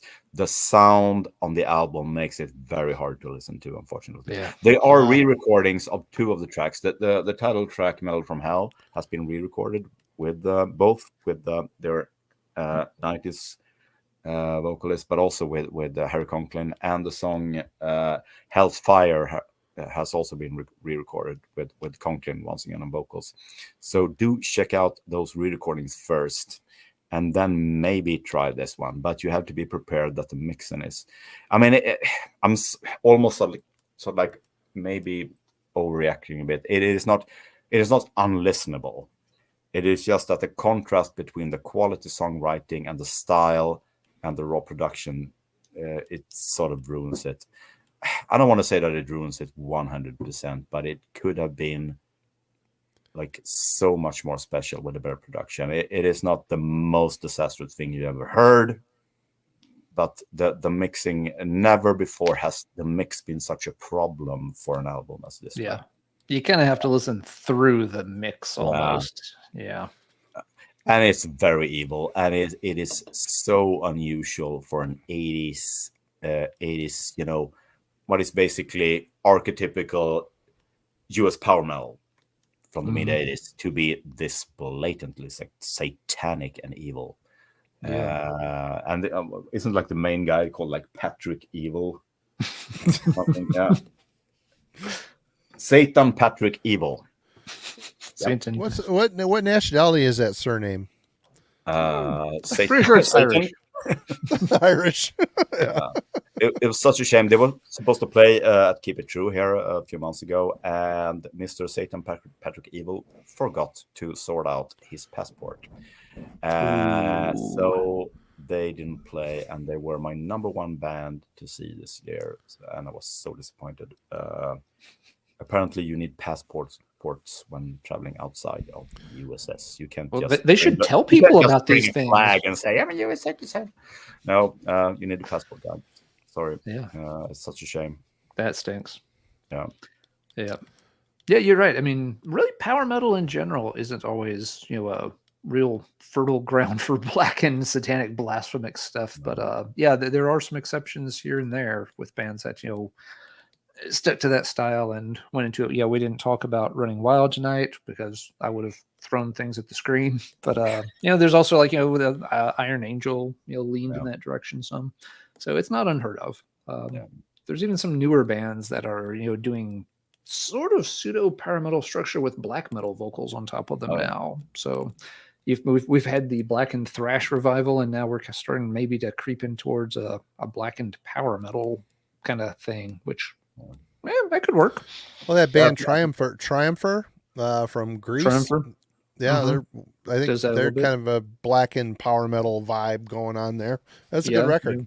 Yeah, there's a lot of there's a lot of young bands, I think, who are taking influences from these classic US or whatever 80s power metal stuff, like Omen or Savage Grace or whatever, and mixing it in with their maybe stuff that they grew up with stuff like Dissection or whatever, and the end result is sort of like an occult version of that.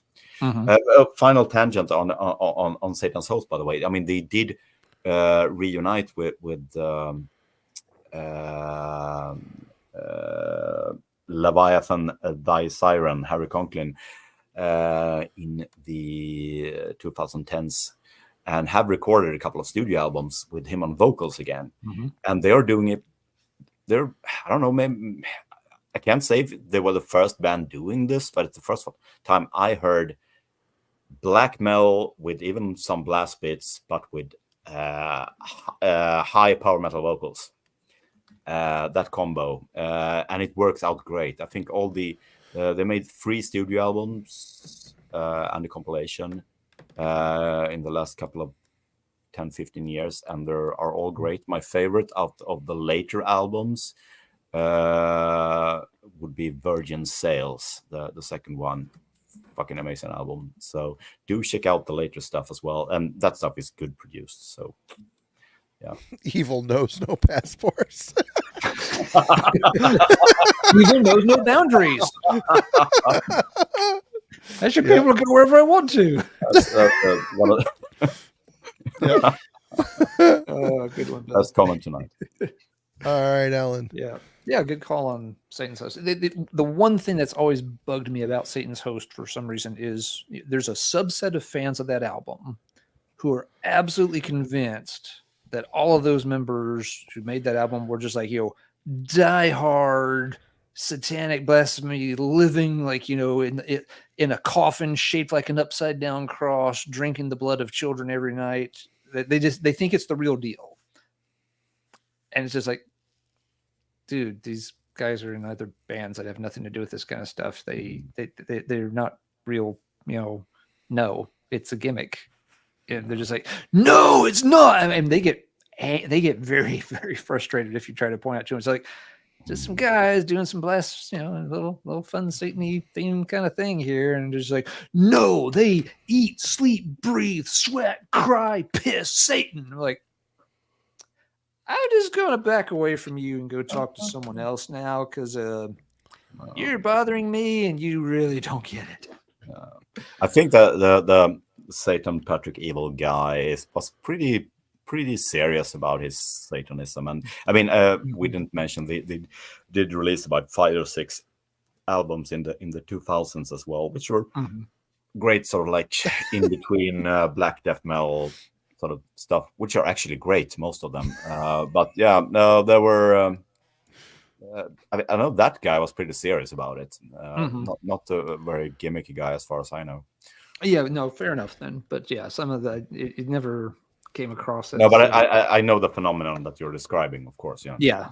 Some folks just I mean, you see that with lots of bands and lots of albums, so I don't know why it stands out to me about Satan's Host of all things, but yeah, that was just always the one where some folks just they take that album very, very seriously.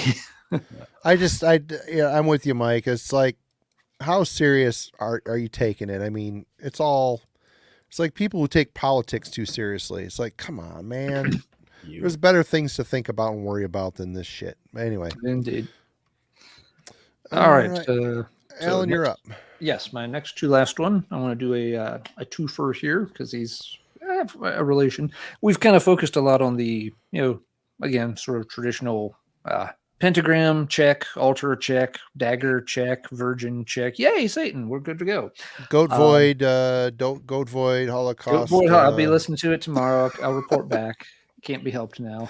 It's not I stared into that void, and I must know how it plays out.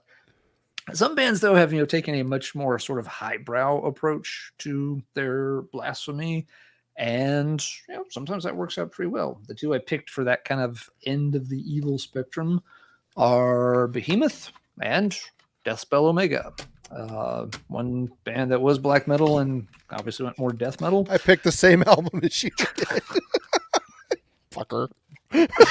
Love it. Sometimes it's good to be second in the batting order. It's all good. Nope. But yeah, you know, Behemoth, some people like certain eras, some people just like other eras, whatever.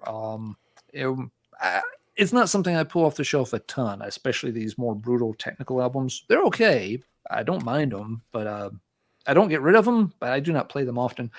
But, you know, I will give him credit. You know, the dude does, you know, at least, you know, he knows his source material. He's not just, you know, stringing together a bunch of cool sounding words or looking some shit up on Wikipedia for a few minutes for inspiration. And I do always like the fact that he takes the time in the liner notes for the songs to kind of walk you through the, you know, what, you know, how the songs originated, what particular, you know, documents or texts, you know, he looked at or kind of, you know, used as a basis for different songs, you know, so there's a little more of a highbrow element that goes into it rather than just, you know, pounding the drums and gurgling out Satan, Satan, Satan over and over.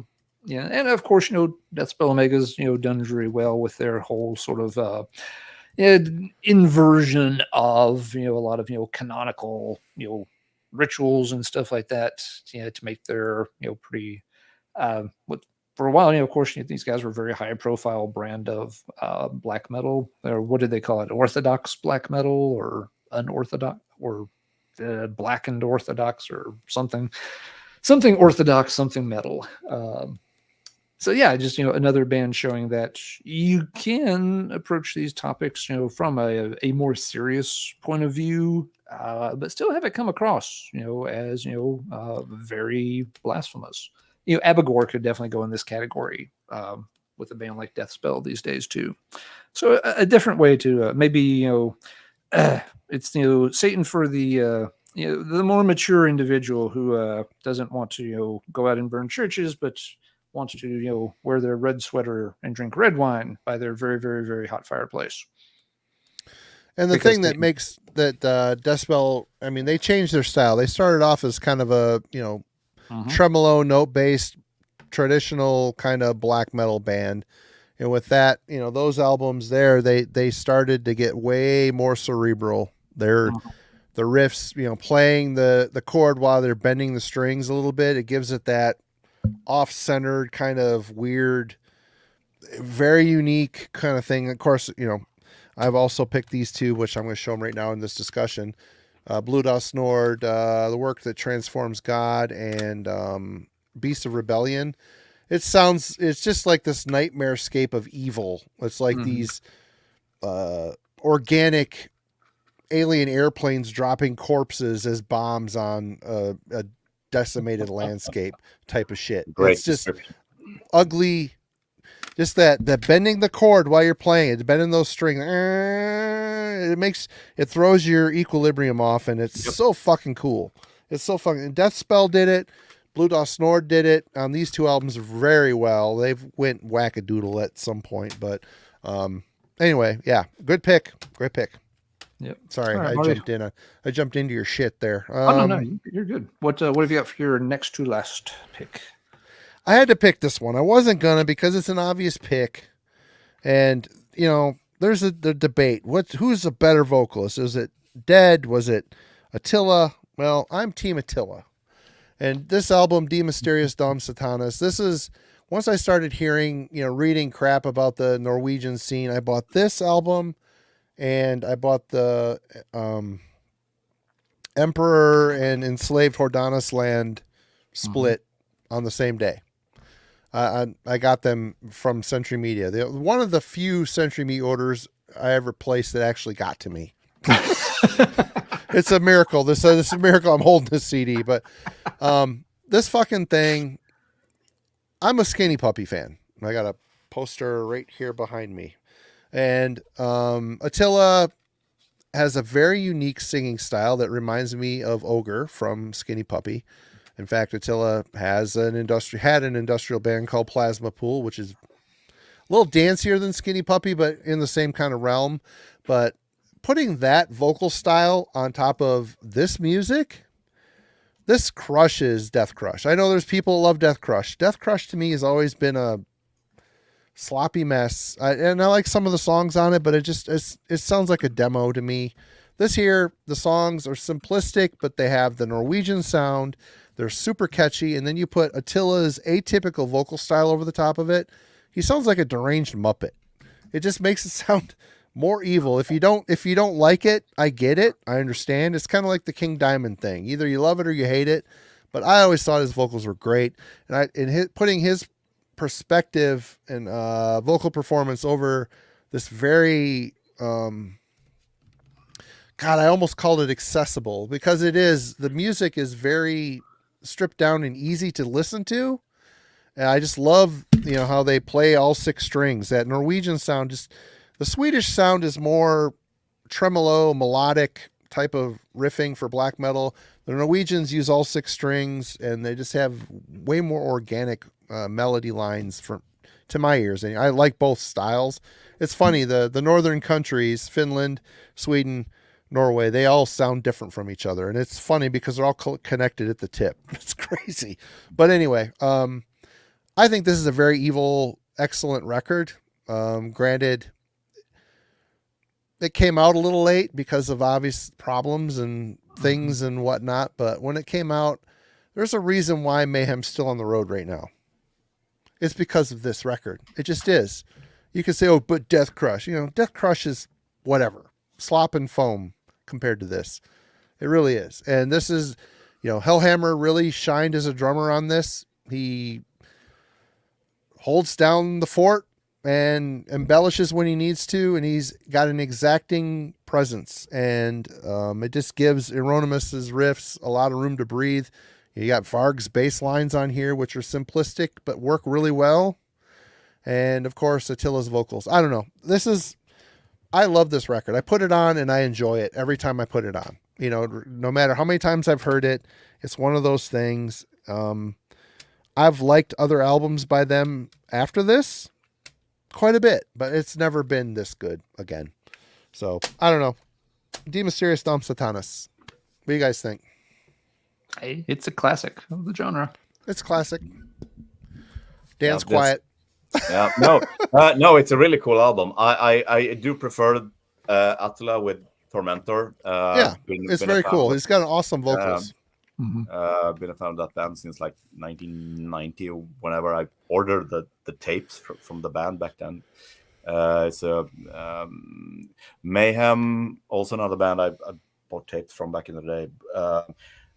By the time that that album came out, I was sort of in a different mindset, so I never picked up much. I remember when the live tape, it was mentioned in the chat as well, when the live tape Live in Leipzig was circulated.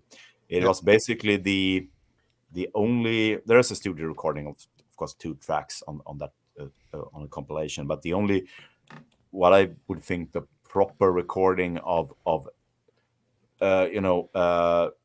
the real Mayhem still with Pelle Dead on it. So for me, I think that Live in Leipzig recording is that was always Mayhem for me. Pelle's vocals were sick, man, and the morbid shit was great. He was a great singer, but I think he was more typical black metal vocal style, whereas Attila brought a different idea to the whole thing, which hasn't really been imitated much, if at all, that I can think of. But no, it's very unique. I mean, it sounded strange to a lot of people's ears when that album came out, because it's so unique, and they were totally going for that. They wanted something different. They didn't want the regular black death metal screamer on their album. They wanted something unique. So because Attila doesn't sound in Mayhem as he sounded in Tormentor. So yeah, he didn't. It's very different. Yeah. Have you heard the Plasma Pool stuff? His industrial shit? No, I've heard the third Tormentor album. This is sort of like semi-industrial metal. Yeah, but not Plasma Pool. No. And anybody that wants to hear Attila in the black metal sphere doing a kick-ass job, check out Keep of Kalessen's Reclaim EP mini CD. Attila sings on that. It rules. It's the best Keep of Kalessen stuff for sure. He does a great job on that. And of course, the Arborium or whatever is interesting, cool too, hearing him on there. And did he also do some stuff for Anal Nathrak as well?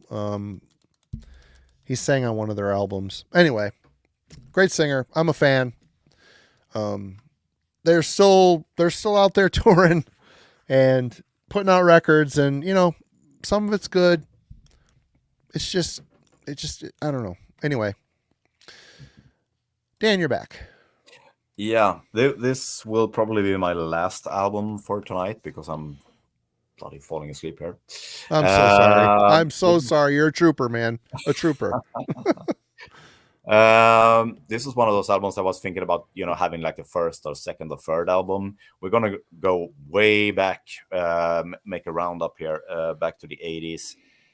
This is very not underground. This is I'm gonna end up with a compilation album, which was one of the first compilation metal album I bought, I think. And it has a pretty unique trade as far as bigger label compilation albums go, and it is well, I mean, if we're gonna pick one 80s compilation that sums up the vibe of that we talked about when being a kid and discovering metal and discovering evil metal with evil subjects, this had sort of like the same reaction to me like when I heard Merciful Fate for the first time. And I'm not really sure if I heard Merciful Fate before this album or after, but probably around the same time. I'm going to round up with one of my all-time favorite comps, the Metal Inferno compilation. Be called Goat or Motorcycle Goat, Motor Goat. Motor Goat. Motor Goat. If I had a boater boat, I would totally name it Motor Goat. Boner Boat with the album. Motor Goat. Yeah, this was released on a UK label, or like mock label. It's basically a major label. Not major, but one of those compilations that you could find in any record store back in the day.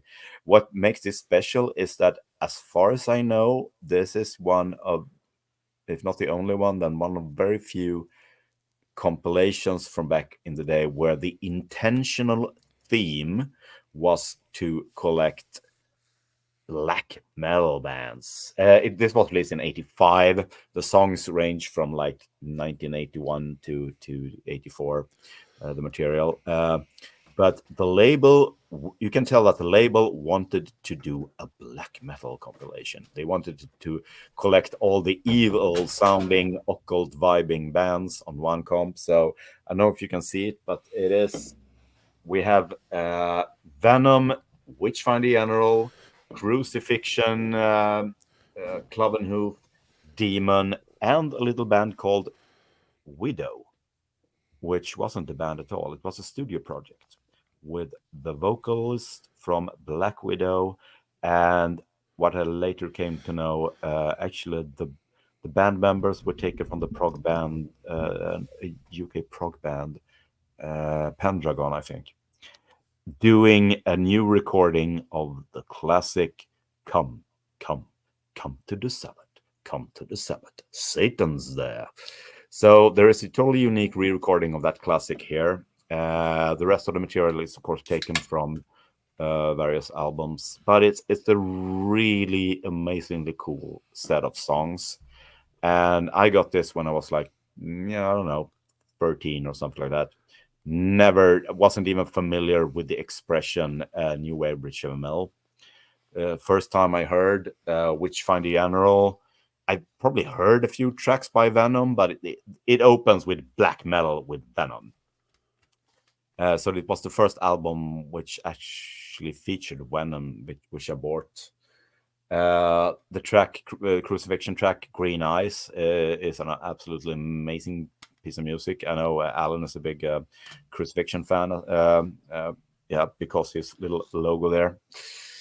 We have Demon, Don't Pick the Circle. I mean, their greatest hit. Yeah, they're hit. Yeah. 2 Clovenhoof songs, including the legendary Gates of Gehenna track. One of my absolute favorite ones, and is a track by a UK band called Blood, or they're actually called The Blood. But on here, they're just called Blood. And a track called Incubus. And it's one of the most darkest sounding tracks on this album. And it made me hunt for that album for many, many years. That Mini, which the song is taken from, Separaren X, it's a really cool one. Not very the track Incubus with Blood on here is not very typical of the rest of the stuff, but it's a very occult, evil sounding track. One of my favorites on here. And we have like Angel Witch as well with Dr. Fibes. So really cool that someone thought that, yeah, let's do a black metal compilation and put all the evil shit in one album. And it's successful. It was totally vibing with me back then. Everything felt, I mean, there's a great diversity of music on this one, of course. You know, Venom doesn't sound very much like Witchfinder General, which doesn't sound very much like Demon, but there was a common trait in these bands. So yeah, one of those eye-opener comps, and it's will be engraved in my heart forever. This one, it's a great rounding up of this night. I think this comp. It's funny that Venom was, early on considered a new wave of British heavy metal, and they were way more punk than any new wave of British heavy metal band that I've heard. And I don't know a lot. I haven't listened. I have not dipped my toe into it like you. I mean, you guys they're in the deep end of the pool. I'm just like with wild kitty wings and wading in. But I just always thought it was funny that they were, I mean, like they're on a comp with Demon, really? Yep. I mean, my buddy Scott bought back in the day, I think, the Unexpected Guest by Demon. It had Don't Break the Circle on it. It was a blue cover. I was expecting something totally evil and shit, but I was surprised how rock it was. I'm like, God, this sucks, dude. That Don't Break the Circle, of course, was the song, but yeah, my first reaction as well when I heard that album. Yeah. You're not coming through, Alan. Are you muted? There you go. That worked. Okay. Yeah. Yep. Didn't think it was me. Yeah. If you buy Demon expecting it to sound like Venom, you're going to be disappointed. You're going to be really surprised. Yeah. Yep. Yeah. That's a fantastic comp, Dan. Yeah. Very fun stuff there. I did the same thing. It took me forever to find a copy of that Blood recording, and but no, it doesn't sound like the Incubus song. That Incubus song is weird. It's got almost like a goth metal vibe to it with the guy's vocals. He really does this kind of spooky thing while she's laying there, all shaven legs and matted hair, and it's a cool creepy gothy kind of thing too. Yeah, they were originally. This is actually the same band. This is the oi punk band, The Blood. Mm-hmm. Actually, who made a couple of singles and a full. I don't remember. This is sort of like a classic. Anyone who's into like UK oi should know this band as The Blood. And then they made the Token Metal album after their full length. And the Mini is sort of like a mix of the two. That song does not sound oi in the least. It sounds like gothic, evil darkness new album. Yeah, it's one of those weird songs. Yeah, every now and then you find a band does a song for a compilation or something. It doesn't fit any phase of their career. I think I've got like a Pyogenesis song on a compilation album that came out after Sweet X-Rated Nothings, but before they went into like their unpop kind of phase. And it fits perfectly in between those two styles. It sounds like neither of them. It's just this one song. I don't know if they did anything else around that time. But yeah, that's a fun compilation. It was one of the first things I got when I started digging into new wave of British heavy metal decades ago. And every song on that compilation made me go track down more stuff by those bands. I didn't know the Pendragon connection with the Widow track. I always wondered, I knew it was a re-recording, but I never knew who was actually doing it. No, so I think someone at the Corroseum, I don't know who spilled the beans about that it was, and this was even before Pendragon had released anything, but someone told me that it's those guys. Yes. Okay. Very cool. The original vocalist. Yeah. Say what you want about the internet in modern times. I think we can all agree that having the world at your fingertips is advantageous. But there's something about a good comp from back in the day that was your gateway. That was your doorway to a bigger world, and you bought this record or this tape or this CD, and you put that fucker on, and you sat there and you stared at the grooves spin around. You listened to those. You got to know those songs really well. Okay. Now in our 30-second short culture, you click on something, and if that shit doesn't grab you in 30 seconds, it's a wasted opportunity. It just we can never go back to the compilation era, but it was a special era. I mean, I've got favorite comp like Speed Kills 2. Dan mentioned earlier, that's a favorite. Doomsday News, Noise Records, one of my favorite comps. Grind Crusher comp. I mean, you can go Best of Metal Blade 1, 2, and 3. All those were gateway. They were a doorway to a bigger world, man. And those are still fun to pull off the shelf and spin because you put yourself back in that, 16-year-old mindset on the edge of your bed, looking at the covers and the shit and reading up and trying to figure out what to buy next. And what a special time. I don't want to sound like, get off my lawn, shout at the clouds, old fucker, but it's like, you'd focus on, you paid more attention to the songs on that comp than you do now. Exactly. Firestarter comp. Absolutely. Yeah. There's hundreds of them.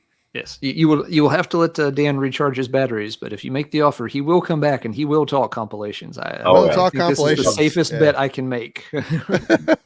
If you open that door, Dan will definitely be here for that. Yes. All right, Alan.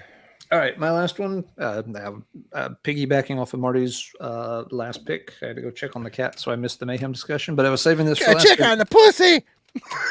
Yep. 20-pound cat can knock over a lot of stuff in that dark house at night when he's got no sense of direction. But this has always, for me, been one of the most evil sounding recordings I've ever heard. I've always said that about this, and it still holds true. It's Wolfslayer Abyss by Mayhem. This EP in particular, especially like the first half of it or so, Blasphemy or Maniac sounds like he's just puking out this stream of vile hatred and disgust with everything. The music is just intense. Everything about this, it's the kind of thing, cats walk past and will arch their back just hearing it. It makes your hackles go up. Day Mysteries is the classic. I usually go, more for like, the Blasphemer era of Mayhem when I want to hear something by them, though. But, this EP in particular, for me, if I had to pick like one 90s, black metal release to just exemplify all the evil and hate they could possibly condense and put into a recording, this is the one I would pick. I wouldn't even stop and think about it. Wolfslayer Abyss to me is like, in terms of just, pure evil sound that is evil turned into sonic form and pushed into my ears. So I will end on that one. If you like the Blasphemer era of Mayhem, what is it, last year or year before, he put out a new album by Ruim. Oh my God, it's great. It's a great record, really catchy. It's a good follow-up to the Blasphemer tenure in Mayhem for sure. Yep. All right, Marty, bring it on home. What you got to wrap us up with? All right. Well, we'll go to the Czech Republic or Czechia or Czechoslovakia, whatever the hell you want to call it. I don't know if it's all the same or not because I'm a dumb American, but Master's Hammer, the Fleminist, it says Fleminist occultist, but I know it's named something different on other things. Jelemnica occultist. There you go. Yep. Jail America Pressing. Man, this band has always been strange as hell, but they're so good. I mean, you mentioned Root earlier. They're strange bedfellows in a lot of ways. And I always love this album picture because that guy looks like Meatloaf. It looks like an offspring of Meatloaf. And of course you got the dude over here hiding. He's the Adolf Hitler. He's got the Adolf stash. Then you got the Han Solo garb. You got the black daddy vest with the white shirt underneath. But say what you want. This was evil, twisted, weird, very cool, very listenable, excellent evil. Was it Eastern Bloc? Eastern Bloc metal. I don't know if that's right or not, but very strange. And it's like they were isolated from the rest of the scene growing up around them. And, you know, it made these bands and maybe little less economically advanced countries come up with their own shit, and they come up with their own sound and their own style. And cheers to that. I mean, they put out one album that was like a synth record, Slaggery, I want to say, that was kind of like, what the fuck is this shit? But I mean, the rest of their catalog, I mean, even when they came back, you know, we covered on the Album Club an album. I don't remember which one it was. Even their comeback albums were good, weird, good, well produced, excellent artwork, the whole package. And it's just like they're appealing to a small niche of people in the extreme metal scene that like the weird, evil stuff. But definitely check out Early Masters Hammer. It's great. The Ritual, of course, is a classic. You need to check that out. This one is a classic. You need to check this out. So much good stuff. And since this is the last one, I'm going to show a couple of other things real quick. If you want to ever dive into Eastern European heavy metal, once again, Dan is the person to lead that charge for sure. Well, he's going to be coming back. This is the only time you're seeing Dan. You're pushing these topics you're bringing up here at the end. This is Dan's wish list of topics. Yeah, cool. And I always thought this was in the death metal sphere. These guys had an evil slant to them. Necros Christos, Trivium Impurity Rites. This is my favorite by them. I've got all their stuff. It's all good, but this is the best. This is absolutely the best. The shit in between the songs might get a little, little tiresome after a while, but I always love the evil vibe to this band. Weird. This is a weird poll, but I always really like this band, and no one ever talks about them. And that is Norway's duo, Demonic. This is Lead Us Into Darkness EP and the Empire of Agony. I like the EP a little bit better. This is the full length. They put out they put out these two releases. It's just really well done. Norwegian black metal, not so organic. They're a little bit more traditional black metal style, but they just had an evil vibe to them. I always like this band. So check out Demonic and The Wrath of the Tyrant demo by Emperor. I mean, it is what it is. I love Emperor up to a certain point. This early stuff, the production on this is rough, but the songs really cut through. And to think that all this shit was written by 16-year-olds makes me want to go chop up all my guitars and throw them out in the backyard and light them on fire. That's just the way that goes. But this stuff is a little less keyboard centric, a little more grim of their style, but I always thought this had a really excellent evil slant to it when it comes to Norwegian black metal. So that's it. I'm out. Good deal. Really glad that you brought up Masters Hammer. It's one of my biggest favorite bands, and great band. They're I think basically all of the later albums are great as well. I got a weak spot for the very last one, which I'm too tired to remember the title of. But the only reason I didn't bring a Masters Hammer album was I wanted to, they recently reissued all the demos on vinyls, and I wanted to bring the finished demo, but I couldn't find the vinyl. I just took it out and put it somewhere at home. I couldn't find it, so I brought Root instead. But the demo Legacy has been reissued on vinyl now, so do check it out. Yep. It's a really cool band, very unique and very.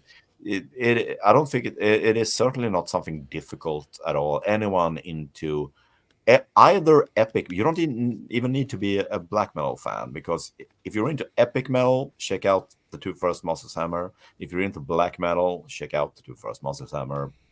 It is one of those bands that tangents both scenes and should please almost everyone.